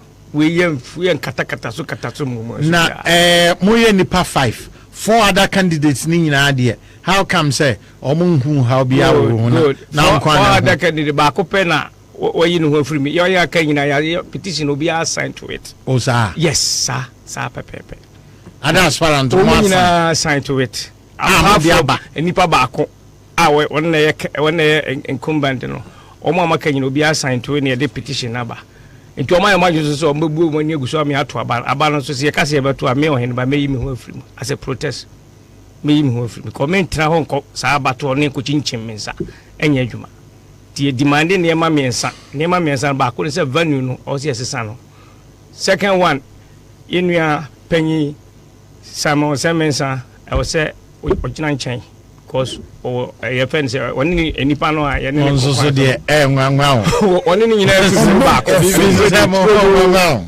trudo na sesa venue na ye my ho 10 days na yinmra e friend say abon nimra na ehwem ye kotono stadium de obewi ni we ni nyina na support party ni hihye date na che there be Saturday ya e no mo de buy Saturday no mo ya announcement party no I say initially I no more announce dates amode betoto abano and master regional election no mo be year no end of May. Party no yes. Can say National Council directive was that from 27th to I think 29th. Yes. Until from Friday to you know. Yes. But Ebanisa the steering committee and especially the general secretary now or in charge you know will now do a plan and hand over to the steering committee, and when they approve it is now distributed to all the regions. Usually, the either NEC or National Council will give the powers, to steering committee to determine those petty nearman. But on my time frame, but they be Ashanti beto Friday, and now we beto Saturday, and now we beto venue nearman. It is not determined by National Council. It is determined by the steering committee in consultation with the regional elections management committee na yatino. Yes, and they determine the venue. Me my only about Ashanti region is I think that we need to detach government from party. Thank you. So thank going you. to have it doesn't look tight. Thank you. Abuse of it doesn't help. Doesn't look tight. I mean, thank you. NDC then decides almost by our regional coordinating council. Can you stop them? Because they are Ghanaians. The regional coordinating council is for every Ghanaian. Thank you. So, but at least we have a lot of venues there. Ashanti region, stadium crowd is soon. Great hall, and I say baby omo Kotra Center, Assembly Hall. I mean, these are venues. They have been known. Regional coordinating council. Omoko high. No, I have a facility. Any other facility. Are they going to pay for it? Yeah, hi. I mean, I think, sir. Well, you could also say, stadium near buy facility. No, stadium you pay. You pay, but I'm saying you pay to National Sports Council. Government facilities, but I mean, your government facility I did rent me at the yard. It's not created. So stadium, ultimate why MPP were position. I'm called stadium. Yes, I'm the choir there. You pay for it. You pay for it. It's a public place. It's me high. It's me high. Near the yard. Yes. And the Ashanti regional coordinating council. And your residency are now regional coordinating council. Regional coordinating council. Regional coordinating council. It's just a walkthrough. Honey, it me hide the baby. Debbie. No, even the name alone, it is not proper. I mean, that is the seat of government in Ashanti region. So we need to learn how to detach party from government. I mean, for me, that should be the way to go. Because Ashanti region, Jubilee House is a regional coordinating council is considered as Jubilee House. But I mean, what our advice is as much as possible, party structures, especially at the highest level. Just make time. Oh, we have the petition. Yeah, made with the national. What the petition no call that? Oh, yeah, the corner no pay. Because almost your announcement on Saturday say about to abano regional coordination council. Yes, RCC. Almost on Saturday. And the adumba na o do hwa ni mu say mo petition be mbetena so da be na the outcome no time frame no. And this in area by the time on respond to petition near Kotwaba. That is where the problem is.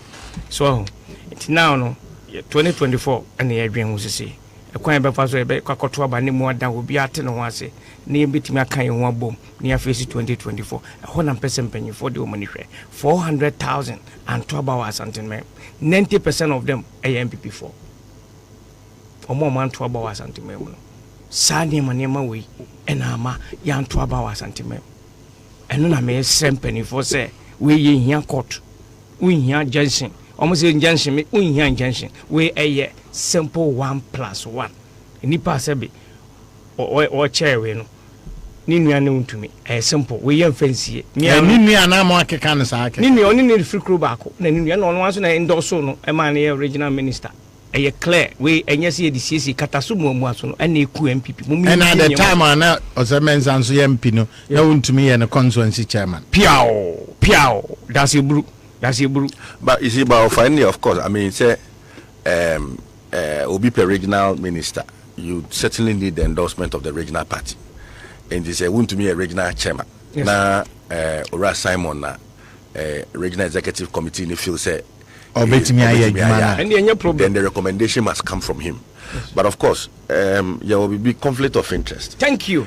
But no, you need to provide enough evidence to show the because I'm not too sure they are related. They come from the same constituency, but they are not related. Yes, and it doesn't matter. Say they come from the. I mean, they are all within the Ashanti region. Yes, so unless you have very enough evidence to say, there's been some interference. This idea outside, so I'm happy say the petition, and I'm praying say the national party should quickly sit on this matter and determine it so that 2024 is not an easy battle. Yes. So we need a Jebewa, we need Wuntumi, yes. We need Koka, yes. We need Odeneho, yes. We need Asaribediako, everybody, we need Edu. Everybody. Ashanti region is critical, yes. For the survival of the yes. new patriotic party. Yes. In Temesrem Penifo, say the we should factor Ashanti region and see it as the egg, yes, of the MPP. Of the party. I mean, a buffer. That's all. The party is broken. Yes. That is the heart and soul of the MPP. No, it's in Ashanti. Thank you. So let's try and protect it and ensure, say, at least fairness that people require, yes. Is provided them. And yes. I'm sure when we do that, and fairness even means that giving the people a hearing. Yes. So we should give these leaders a hearing. Now, bebia asemno ewubiano. I mean, between 27th and 29th, we must elect our regional executives and move on to elect national officers. The party cannot wait. 2024 is a heavy tax for the MPP, and we need to quickly elect our soldiers, our front runners of the party, to ensure say one may. And I'm very hopeful. We'll try and do something. Chairman, I think you need to go back and do your campaign. I'm sure the leadership of the party. The problem is I can't 48 hours. Near Kotwaba. Abon. But I can also tell you, sir, in Eastern region. One consul na one conquer. So the petition number. Yes. Unim eda or more ebe respond. Yes. Yeah. And time is running. And the one shall be no. See, I na fe abom na ba. Ni a resolve wa there. Now so abetran kan ha say bia because of that no that over withdraw from because well the fewer the merrier. Okay, offer the problem is abon in abon I will say ba in time for you to look inside. No one shall say bibi omo I want to no I can wasem ni aka. But look at the time frame. It's a plan. It's a simple plan. So that they delayed, you can't question it. Yes, sir. There be how will be you don't impugn ill motives and but what I say, maybe I want to near maybe I say, Jan Hossa rather than so be conclude in the PBC almost per se almost you see. I can tell you, sir, in most of the regions, the album is not ready because here. In Eastern region, for instance, Odan voted, I think yesterday or so. That's what I say. So we are now 3 days ago. So they are even doing the appointment of the deputies, and they are now a proposed vote tomorrow. So Nanya Obada Nipa 7 Obada Krakoya campaign natural. That is the point. I thank you, Ofa. Nyamishra Ubeinache. men fa wasama ofa ube nyina che ofa asem no waka ofa ube nyina che eno kre wasama eno waka ube nyina che wasama ba ofa enje ya kemanji bomba ube nyina che ofa ube nyina che asem nyina na ofa waka no ube nyina che ofa ube nyina che asem nyina na waka no how ni nyina na waka no yo jama bibia onya menzam that's it we shall ofa ya ma patente amen no man can cresa amen that's it I'm sure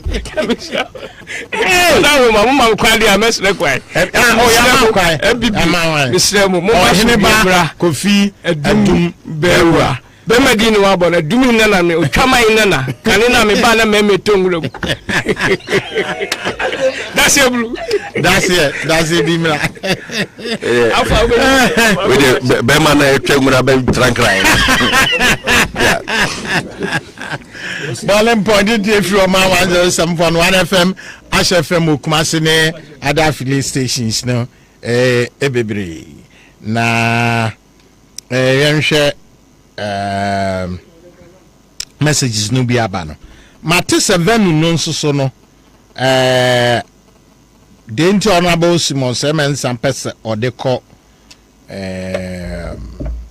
regional coordinating council and residency no and he said Ebia or suspicious he's the chairman of RESEC and the Ebia test a bio information be say nipa binya or more ebe console confusion kakra security breaches be bet me aba empty no or pese or the kobe bia December 7th we are to about in over I hear him polling stations across the country when there's problem the security office services are there to apprehend any anti-message woman. I mean so that we move ahead after 27th no looking at 2024 maybe 2024 we need offer I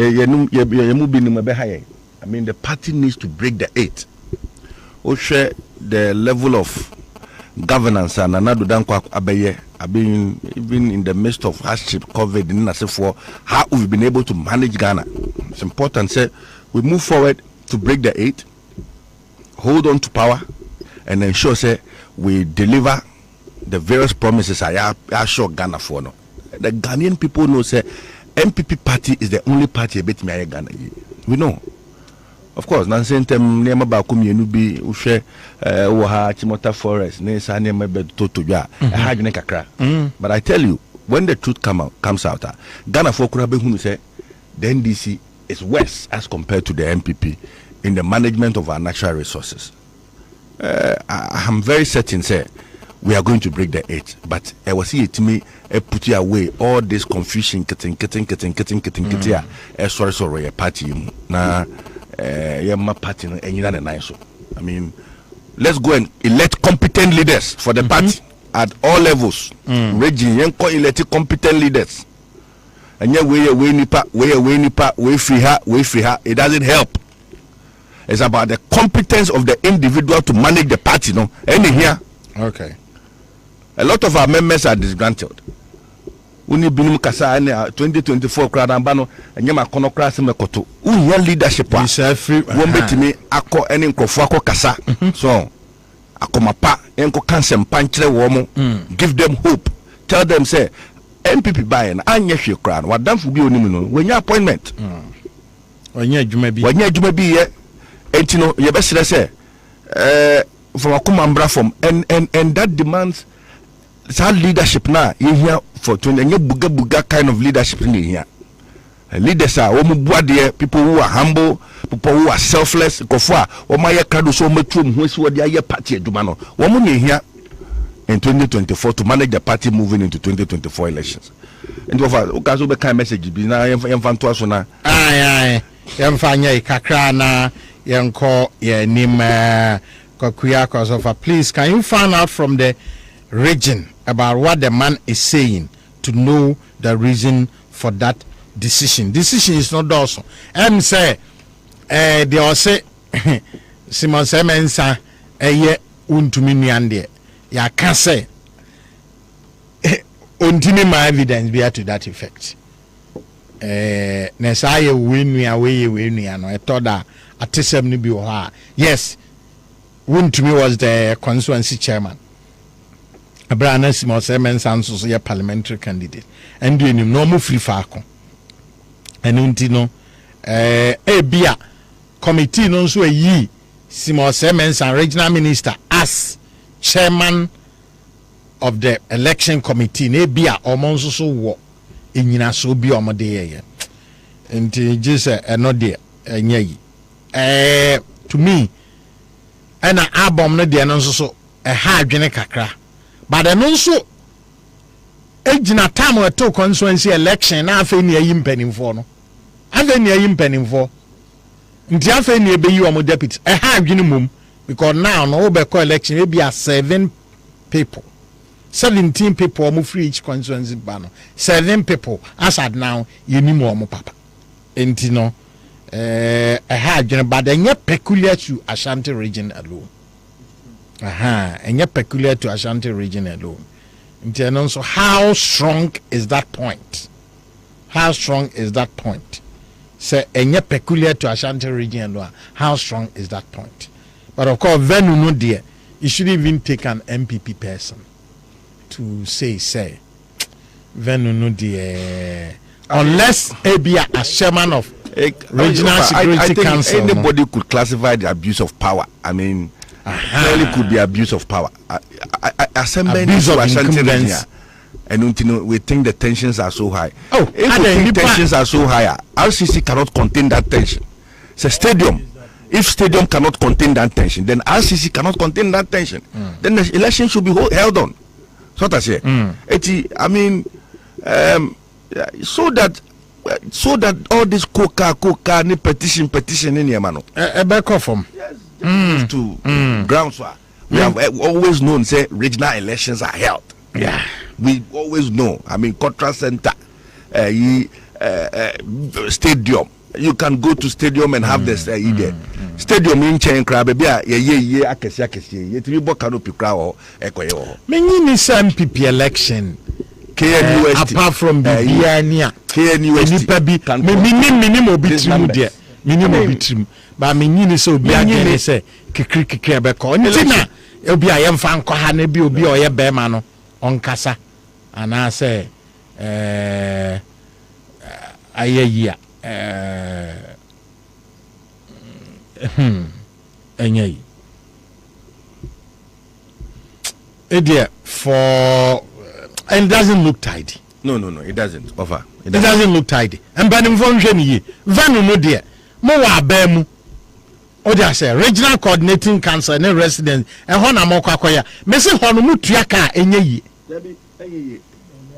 Vanu no why? Mo position mo for high mo Vanu yard. How are you going to pay for electricity, Ebeyusu? How will you account for it as regional coordinating council? Yes. How will you account for it? How can you? Yes. How will you account for electricity, Ebeyusu? Any other facilities? How are you going to? How are you going to account for it? I mean, these are some of the things that will end up sort of embarrassing. It doesn't look tidy. It doesn't help the party. Party no. Any braba Any braba nipa bi se mu ababa mu baba fom abanyama afa. Keep off government property. MPP Ashanti region. Keep off government property. Yanka no crunch ramonso anyeye. Keep off government property. MPP Ashanti region. That is the truth. No person can catch them. Keep off government property. Now mo brosa. You can organize your own place. Alexander Katie Sechi, our Bimpo, so far, what you've nailed the fact to the cross. Today, I can tell you on authority that MPP Jumakon has collapsed. Ato Forcing has infiltrated into the ranks and file of our party. Our youth are now defecting to the NDC due to the bad treatment. Nyame moamo. Na also for Tesco needs attention because the foundations are shaking. We even struggle to get speakers for our programs. I am on KNUST campus and I can testify. Well, I've been a TESCOM president before. Of course, now yes. So I feel say the TESCOM of today needs to appreciate one thing. Say RMU a day. RMU one. One of the TESCOM branches. Honorable Kasa. I mean, I was saying to me, appreciate the party one. We share one more by TESCOM president. Many time now, Osonoba and on the national service for deputy executive director. Me a former TESCOM president uses, and then me a member of parliament from Priso. Oba parliamentar, Duka, no a former TESCOM president. MPs they've had things, even and the Apia Kubi. They were the founding members of the TESCOM. Asensu Abuachi and Osha or a minister of state or Sansu MP for Bantama. That is how the party was. But you see, one thing that I've noticed and is that Sisiano, your slogan of a commitment without inducement. No, yeah, the little motivation account. So, for instance, I'm an MP, my salary crazy. So when you invite me for a program and I go and there's some expectation now, it shuns people away from coming. So let's go back to the days of old. That commitment now near what to serve the MPP. I was TESCOM president when the MPP was in power. Chairman Bute, what you mean by society? Not the Nam, village to village, village to village. In fact, vacation crowd about vacation. Dominic Edria, executive director for GMPC Foundation. Near Nam Enche. Nam Cocoa farms. I would say 2001 first by-election in Parliament. Gomoa East MP. Okay, yes. Gomoa East not a Madame for power. Unfortunately, he died through road accident. And a call election. Then go to TESCOM for no more constituency. Gomoa East election. I'm telling you, I mean, Gomoa is by-election. That spirit needs to come back. Me time. I'm ranting a bit to say IGP, a Cropon youth organizer, and a Buju. Yet, Mrs. Somuko voter region just to help in supporting the party there, just to ensure say no wrong is done. So what I say. All of these things, we need to bring back that spirit. For me, that is the most important. I'm going to pay youth organizers here. When you come to me, I don't need your money. I don't need you to give me a tour list. My focus is TESCOM.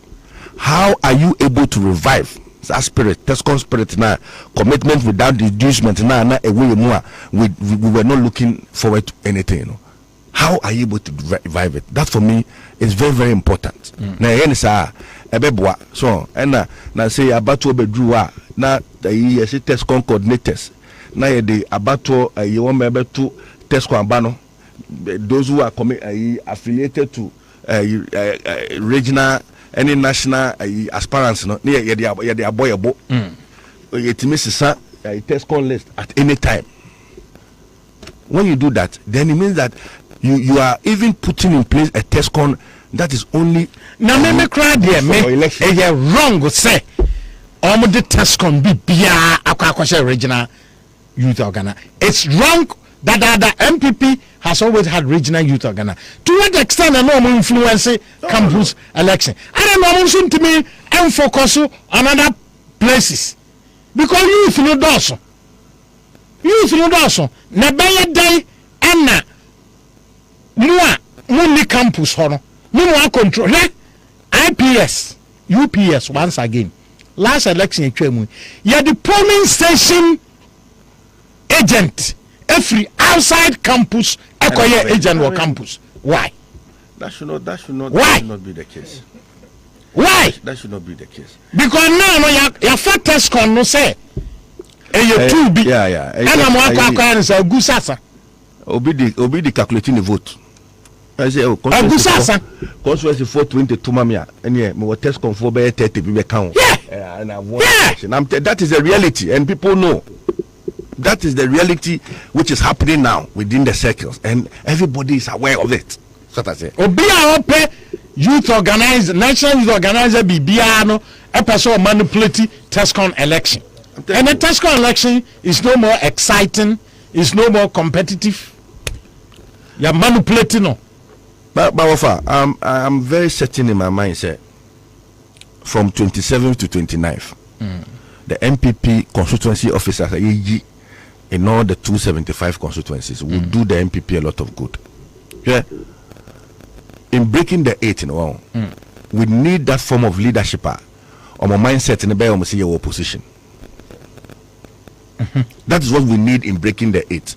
Oman constituency or a regional executives, national officers are thinking party we have lost the election ahead. Okay. Because in 2024, I was seeing who as the underdogs and work like we did in 2016. Okay. That for me is the only chemistry in winning, in breaking the 8. If we don't do that, na trimude and we are me say and we are say me say and I say, and people feel say party ni your modia ya tam party na boyabo we can do anything we want to a big party need them. We need party leadership who now can say truth to power. I mean, Mikael Dressa is ne alajete mu ebra omo ye party yen ka se mu be statement condemning irrespective of who is in power. And that's no credit. Usro no crack and obabro. Irrespective of who is in power. So media mesre say uye constituency officer now person breaking 8 now. I was say share one more betima bomb who more dey party no e break 8 no. And for me in Eastern region me to me ho and I know say constituency regular elections e ko to Saturday. I so obvious. Okay? Abrantia ba kwa wetu no ho I mean party was some party ekoba. Sometimes we who crowd be say onobia Jeff Kureduado. Uhuna Jeff. Over for such as Odobia. Over for say papa we cry there. Wonishe. Otimi park not Nizan pick up hard body mu. Not the nam regime or your party juma. And that is the sort of mindset and commitment that we need in breaking the 8. Openia sebio obetimi identify with the grassroots. Say na me kai ene amanfo ewo party mu a sebio omofo say party by enti no woni nya hwe. You know somebody who can identify with them. Betimi catch them say asem ya woken me no ya adwene na mum senia obi de ba no pa no obi de ba that is the sort of leadership we need in especially in Eastern region. And I'm very particular about Eastern region because the other 15 regions of Ghana Eastern region adom we share support to awom de ma yen etimi electing Nana-Addo Dankwa Akufo-Addo ene Ghana for Nigeria to say open one of the best for performing presidents ababetra mayuswa Nana-Addo Dankwa Akufo-Addo we need to be able to show that same support for any leader that is elected in the MPP. Okay. So if Eastern region fails in that regard, that should be me amiti hey. So Nyankopo Emadum maybe I mekope vice president and I mekope president be there because Eastern region for mo aduma mo benya president no. Eduru ye so no mo ye de mudi abro. So for my future, for the future of the young constituency officers, any young party activists what Eastern region, you know, we need to elect competent leaders in this. And first of all, a leader should have a vision. A leader should have a focus. A leader should be determined. Sabi omiti of a me yamabini say na me person me DMP. Makoni abemo amekonya accident. Accident mu doctor for catch them say I have only 30% chance of walking again. Here me busuya for enyenze obia be catch them say me ntwen sign ade ya oye ehun hia. But I was determined. I knew what I wanted. Timichiro say doctor say me na wheelchair mu 2 years. 2 years na me na wheelchair mu no say bi disability is not a deniability. So that's here. So I was determined. So even Krametra Wichemu, Namedia Comra Shebedium, Margin a year Dumanquande, I'll be able to serve my people. Nyakupo Aya Madum Kakanga, Medi crutches, and I'm Duko Winnie premise. I ne Miss Mabayam Shebedian. This is a leader now nim the opera. Not just say, Obit say Jeff. Number 2 6 months ago, Nanko for Bojo Mano, Jeff Kunedu Adu Oba. Eastern region Oba, Obiara Jeff Oba. Now, people thought it was too early, but it tells you the determination of the person. So that's it. You cannot go and contest for constituency chairman, and in 2 weeks, you've left the constituency chairman and want to be regional chairman. Maybe circumstances. What could I offer? It is indecision. For me, it is a clear case of indecision. A clear case of indecision. Eben so we are winning intelligence or picking analysis. Well, why and strategy and all that. Yeah, I could do for Mama manage party moving forward. Okay. So regional elections. Why do you even contest for constituency elections? And can I bit me your chairman be or no so competent to bit my manage you? If you knew, say Obako contest, me marriage me contest president and then each year. It me baby na me give me home. But if I know some contest for president, Minko Hame home and say, Mesako contested a primary bill in 2023 because minim say presidential a bar near be more. I'll go and contest for presidential. It Minko Hame won't contest for constituency primaries. Enko block you be chance. You allow the system to flow. 2, you need experienced people as leaders of the party in the region. Hey Jeff, me one of the cars it plays so well for Jeff Kunedu Adoni said. When you be said we not in Norway.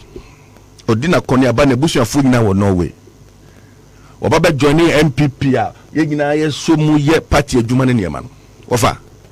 A farm place, we all know say it's a very difficult area. But Ojini Yem Pichebi share Nanado Danko Kufadu Pichebia. One Herbert Krapper Ubono Munam Sumwa. Na ya bobo na tade ene niema those were areas that Jeff year campaign islands Afram Plains North islands in Kwa Neguho telephone network the telephone connectivity wa Afram Plains and 20% and Osha the voting pattern of the people in Afram Plains North there was no way then people was going to win, but he dedicated himself to the cause and making sure so be increasing vote, and he did that. Okay. And one of our major problems in the Eastern region is that the non-Akan areas, baby to say Yilo Krobo, Upper Menya Krobo, Lower Menya Krobo, Oba Adeso Kakra,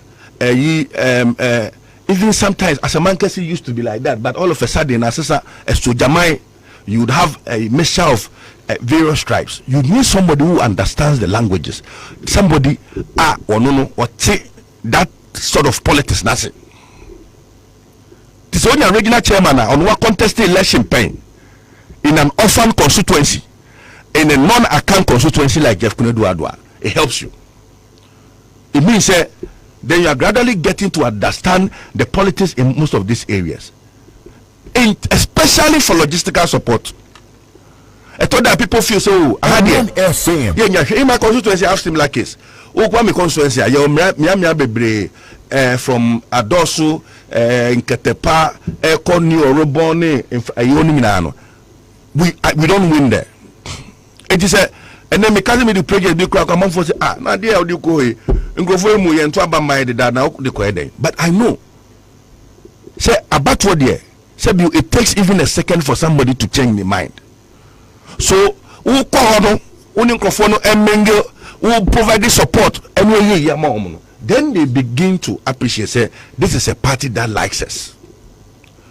And so you need somebody who understands the minority politics. You need somebody who understands the orphan politics. And that is what Jeff Kunedu brings on board. But the other point is that election ebekoi so na meka ye no wo bi a sebio obre ne ho ase chairman a wonam kra na ohunu se polling station officer bi nam ho a obetimi afa na the Land Cruiser mu. That is the sort of leader you need in Eastern region. That is the sort of leader you need in Eastern region. Here, Jeff, I remember overflow opikina and voter registration mo nam he miso ye nam mfama and am try me ba kiri ubo na oba so a no wa high bass ba ko no the test con you see medical dey and for any dey no de omu nyina aka ho na o de omu nyina aba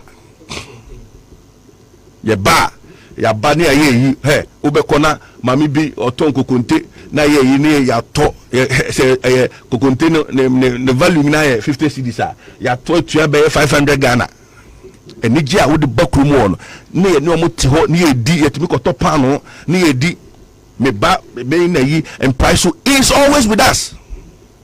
Is one person now o police station executive crowd now friend say Jeff and the police station executive biawo ye to ne bedi or say and then ministry of the calendar so meba amayako. And this story is not only in price. Go to Isajaman, they will tell you. Go to Yulu Krobo, they will tell you. Go to Upper Menya, they will call.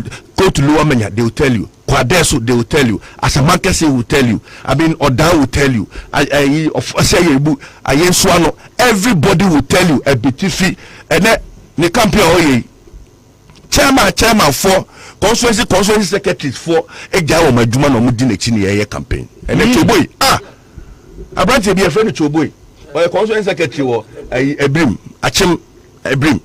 a brim constituency. Now me tell on the campaign message. She said, and some and the excitement. And I was asking Jeff yesterday, say now, how do you cater for them? I say, honorable, because you met your hotel crime almost omunye. One way to hotel, one way to Tom Adrian, one way young baby. It is because they've seen something moving Jeff fame. And that is why they are voting for Jeff Koneduado and the So it is not a battle with anybody. It is a battle to ensure say what Ghana has done for the MPP in Eastern region, we also show appreciation to them. So we need a competent leader or better lead the charge in the Eastern region to ensure say you will break it. For the first time, we need Adeso. An orphan constituency we need to sustain that. You need a leader who understands that sort of politics, and that is why we are all voting for Jeff Koneduado. If you say, hey, you see Jeff Ofriko, now when you're careful, you see political. I mean, we need to learn to separate political partisan, power no, from government. Yes, there's an interconnection, but you need a stronger party that is ready at all times for the government to sit on to ensure say you enter into election and win. A party that is friendly but firm, a party that ensures that there is discipline, a party that ensures fairness. The story of Akutia should never happen in MPP again. The story of Akutia, it should never happen in MPP again.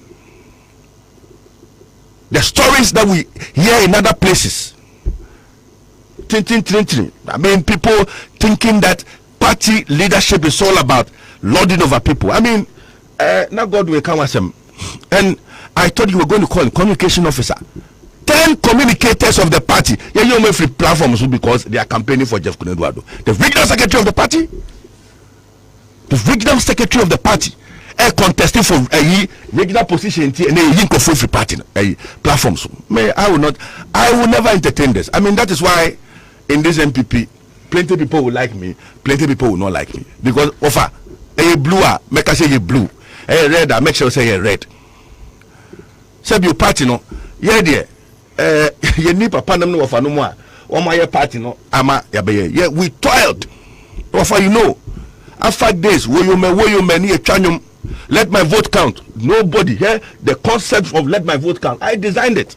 We have toiled for this party. We have died for this party. Accident will move. You go around the country 7-8 times. And for me, I'm young. Me a MP. Me a young. Me a minister. Me a deputy minister. But me say you do 2024. And that is why I am so keen on the leadership selection at this stage in my constituency. Everybody knows. Oh, Obeba, Chebu Kakre, ye will be a Yedibama We make sure say people are excited. We make sure say people are happy about the government. Project book baby we have project name. We go to meet with the community and talk to them. And you need that sort of leadership. Say the rentra kofobia pe and when say party no and one kofobia, but a party that will spring from Kufrodia and reach out to all the 33 constituencies in Eastern region. That is what we require. And that is the leadership Jeff Kneduadu provides. So I am going all out. I'm setting, say, maybe constituency, I have 19 votes. 17 constituency executives, 1 MP, 1 TESCON. And we have all resolved that no matter what, Jeff Sikakra said, will be crab bring his cat and to my Jeff. Because we have seen his leadership. Because when see, 11 motorbikes. 11. Unya otumika say ene kobisa buono. Opiki yenchenche na yache ni etua. I mean, only be krana if makes an attempt to support you. So it is no fluke. Say all of a sudden every constituency chairman is supporting Jeff. Every constituency executive is supporting. Over. Then can say police station for 2 about Webia. Jeff Benya 98.3%. I am telling you. How our glasses be reban be no aje na say oni nkrofo eti ona ni se gu nkrofo kom na oni omo sre no yes I mean uhunu kura na enika because toda ye party adwuma che to me regional officers be kura age say obebe won kura be che won kura no na edin. But I mean is the sort of leader who simplifies the politics and breaks it down for everybody to partake in it. I am happy. Say on Saturday we are ready. I mean, we are not going to vote for Jeff. We are going to coronate Jeff. We are going to make sure say we massively raise his hands and ensure victory for him come Saturday. And I know, say moving forward, is also going to ensure work with members of parliament. I mean, even selection of venues. Some MPs are complaining they don't even know about. We need to work together. Okay? MPP party in parliament, we are doing a lot. I mean, of our difficulties about any challenges. But at the point they have to go and stand there just in protection of our democracy. That is the kind of difficulty we are experiencing in parliament. But I'm very sure. See a boy who more than you win Sojamai. Your boy who more than Krobo lands it mean 1 or 2. Your boy who more than J Aquatia back. Your boy who more than you win Ayenswano. Your boy who more than you win from Plains South. We are going to add up to the numbers for the MPP to be stronger in parliament. And I know with Jeff Kneduadu as the regional chairman of the party, inshallah, we'll get there.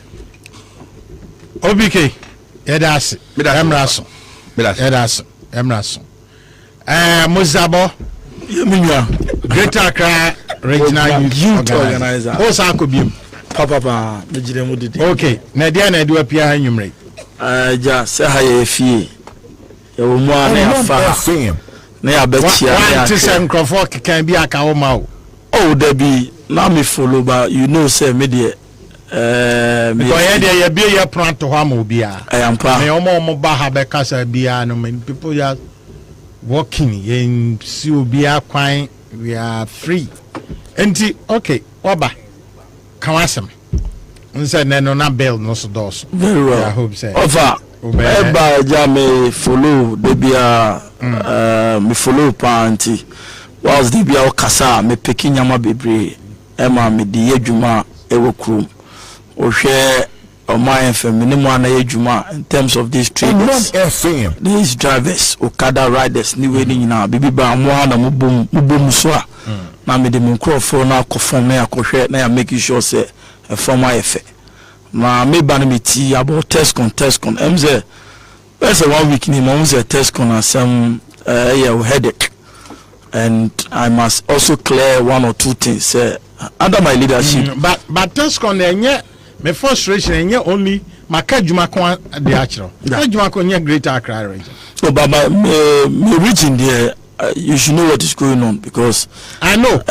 Saying and then you mentioned Maka. You've heard people of course because I think say and you have the platform of course you say 11-year term or so very well. But the Americans be any explanation anything you want to say the me best American is under my leadership, me by now TESCON institutions 31, but my team edi call 52 and Greater Accra.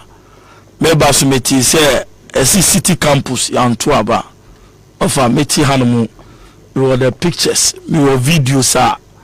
Elections at the end of the day, Lily and Winnie as the TESCON president.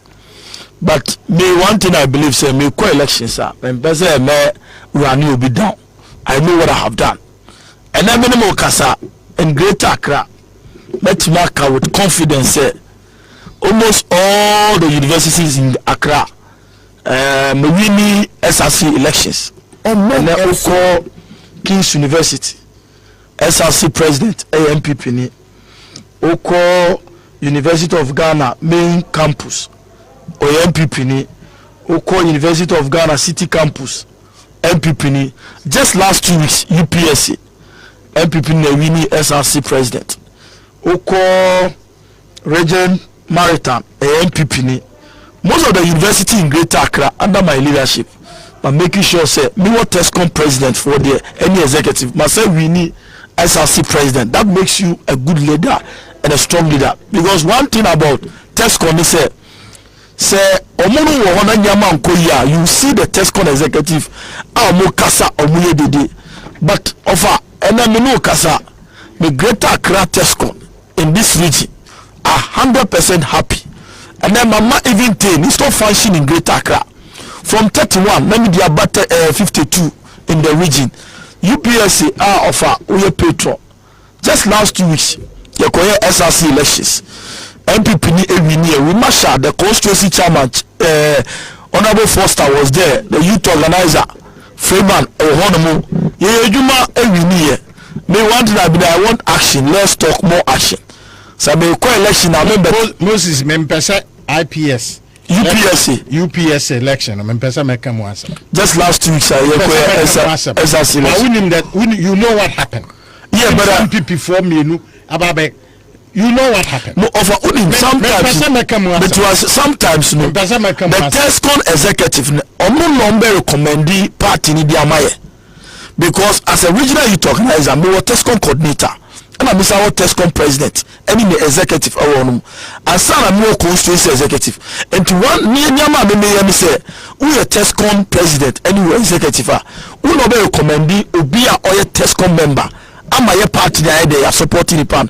Every morning because of a Sonia SRC president, no pretend to say, oh yeah, MPP ni.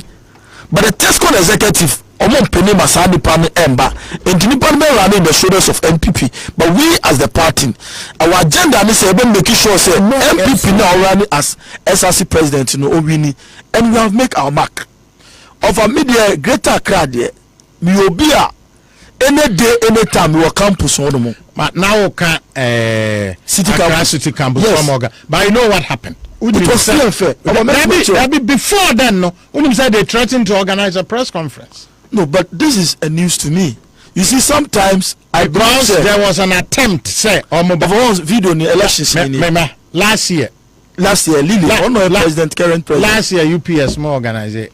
Yeah, Hannah won. Yeah, we had organized elections. And organized elections. Yeah, how many people in the tour about me? Oh, there are almost 300 people who vote. Almost last year, and Hannah Agana, she won the SRC president. And city campus Lily na win here. Legon, and you have 1 or 2 issues. You know, Legon is a big institution. And Legon moi. Meba Moses over Accra City Campus and UPSC. You be a school no. TESCON moko mount to table moko ye any activity to catch freshers or mobile school. Of course, over the TESCON president, anytime I be a school bia omo tax ne say omo year program na regional youth organizer any most of the big men yembra educate omo. Yeah, educate me can new when fresh students were registered. Of course, we have been doing, and you know, for some time now. Maybe specific. Yeah, we have been doing it. Maybe specific. Very well, yeah. Campus UPSC. You be the last time you be a fresh students alcohol. Osma will be my alcohol. We even do registration. both all the schools. And you know, recently I'm being specific. Make 2 schools we. Yeah, we did it. Yeah, registration. Yeah, until recently we are election way by and offer. Say for some time now, some of the students are online, go school. Sometimes we don't say 6 months answer we are back. And sometimes even to get the student to talk to them for some time now is a difficult. And we all attest to it, say, because of this COVID issue, most of the students are online. The mayor say, oh no, oh yeah, candidate. Very well. The open say, the open come and a tongue crofas on about tone. Test con dear, may invite you. Very well. Now, me no be ye zero because we had a Tescom person here, and you know, me be appointing as communication director. Yeah, on appoint, but she our school, and she wanted to be a Tescom president when she was in level 400. 2 months to 3 months, I'll be. And you see, me buy no, also be on level 400. Me I am the Tescom president. And 1 year no, obey we school no fee. Not still or carry our position. And the me buy me say no. Me for number of years my and I'm of Ampa most of the so because first na say minimum or more. If you are level 300, level 2, you can be president. Yes, but some people who are in 400, they still want to be president. Maybe I can't 3 months will be 7 months will be there. And one thing about me, I will not accept that because who are level 400 now the more you're president who the position I continue fee and who be wiki test connect was. I'm surprised because that are the and this will be no level 400 or be person will be put in for election. That is the problem. A convention. That's the issue that is happening in Legon. Yeah, because the convention. And because it is 300, 200 that you can be a Tescom president. Yes. And that is my principle. Moses, to be frank with you, Tescom is doing well in these schools there. No, in my region, I will mobilize Tescom for Mama say Tescom is not because are you saying I don't have what it takes to find out if Tescom is doing well? You are a grassroots man and you know what is always on ground. And you know, I can say, oh, you better no come and tell me say Tescom is doing well in way. Nano election how many Tescom UPSC who says on the polling station elections polling station agent no more young among students. Yeah, Hannah, you know the Tescom president was involved. You know they are in the school and they duty is students normal register. So most of the time no from the I mean they are always I mean to me say it is 100% offer. But in Greater Accra, let's find out from institutions no. SRC president in Greater Accra. It's more than NDC. Over 80%. We have won the SRC president in Greater Accra. And I'm saying no crowd. There are some circumstances. A bit me explain. Party no mo ankasa. Very well. O de kawasem. Okoye election we. Over. Election we are. No maba. We are obeba. No Tescom. I won't allow you to claim credit for baby. More investor. In fact, for more. I know there. I won't allow you. Me koba. Maybe more Greater Accra Tescom preto. Maybe more Greater Accra because Mause no indeed no busasania uku Mause you are focused and why do you and I need people like you to also help me because sometimes and easy over Saturday you go to aba now Moses abo a street boy or a grassroots. He believe in the catching them young. He believe in the Tescom institutions. And as well, the ghetto boys, the scrap dealers, the Okada riders. Offer on himself 2020. Mahama, the message he said, Obe legalize Okada. It took my intervention to turn this thing around and let Okada riders support MPP. Over Minu Okasa, I can say with authority, say, and ne say, Tuaba, ne is Okada riders and Tuaba, Ombe Tuaba, the Ama MPP. Because the IGP, the police, and the Omunchi, motor riders ti said they were mochi almost see red so jina one jina na okọ ombechu no for me no trotro drivers yenim ye penny 4 way ye party 4 way obi won obenya position of feel say we are na ye ni there. For me, I believe in the ghetto. Go down to the people. These are petty traders. So one year obi to say Moses abo Albert man masha youth at my call ghetto at my call kada riders scrap dealers petty traders young crow for who more for money anko mobilize vote and for MP become 2024 now offer BBC and my name Moses abo is a threat to NDC and we know kasa NDC for mon pa bonus say Moses abo be free race anymore but I'm going to win not less than 80% by the grace of God. To make stress offer. I know what you can do. And one kasa unim nipa ye Moses abo. Me menyo obi ameke se bebre, but I believe in action. And I'm the only person who can stop these NDC people. Me ba no ka bibi say yan party for no pe mafia. And mafia na ye omo ye within themselves. Instead of your China 2024 and for mafia in this phone, they will hurt our own. And me, I don't believe in hurting my own party member. Me Diane say me be mafia, me mafia, me opponent, me NDC party, and I'm ready to lead the youth. Me will be a name now no man of all kinds of me free youth, not less than 500. So mumbra within 1 hour, I can do it, and I know the delegates will speak. Come Saturday where I call. Me cheer all my constituency executives, member of parliament, council of elders, me youth organizer, me test concert. Saturday, me nimse more confidence ewo me mo. Me stress obia ento abane mami me lead ni break it ni na Ghana any MPP enfa ne tuma pamfra. Moses, Edase. Moses, so bye. We wish you all the best. Thank you. After the election, my Asia. Petro of the Greater Accra Tescom. I'm not. Yeah, the appointment letter, but minimum president for the United because my own vision be removed. I'll bet me. Oh, I'll come here with my Tescom coordinator so that you can also organize. More organize manning a year. But one of the UPS, it wasn't easy. The elections, but we will make it possible. For me, I know how to win elections, and I've won my constituency. In my constituency, for election, it wasn't easy, but at the end of the day, I have been able to win my constituency. It makes me a leader. And I'm Dani me know be a sebi. Me lose my constituency. I make us a regional elections. I know how to win elections. My win assembly 3 times, 1, 2, 3. So I've been able to break the 8. And this time around, meaning how to break the 8, and I'm working for the youth, and I'm going to execute it and make sure say MPP will break it come 2024. And that's it. Or to patron of the Tesco Greater Accra. Wish you all the best. I tell for Hannah Brebe Mayor Hokwai ama the RMU Regional Maritime University more information abrim na damas most honso issue.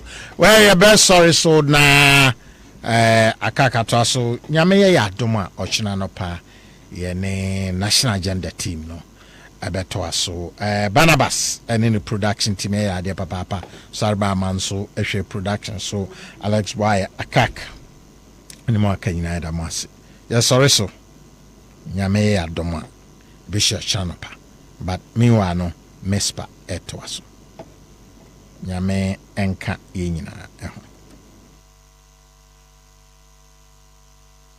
Nancy who na me complain say me da me ntunu nei me si me e kaka kranka na fa me ne ba ne say Serenity bath salt we your body engineer ye de organic nnura hodo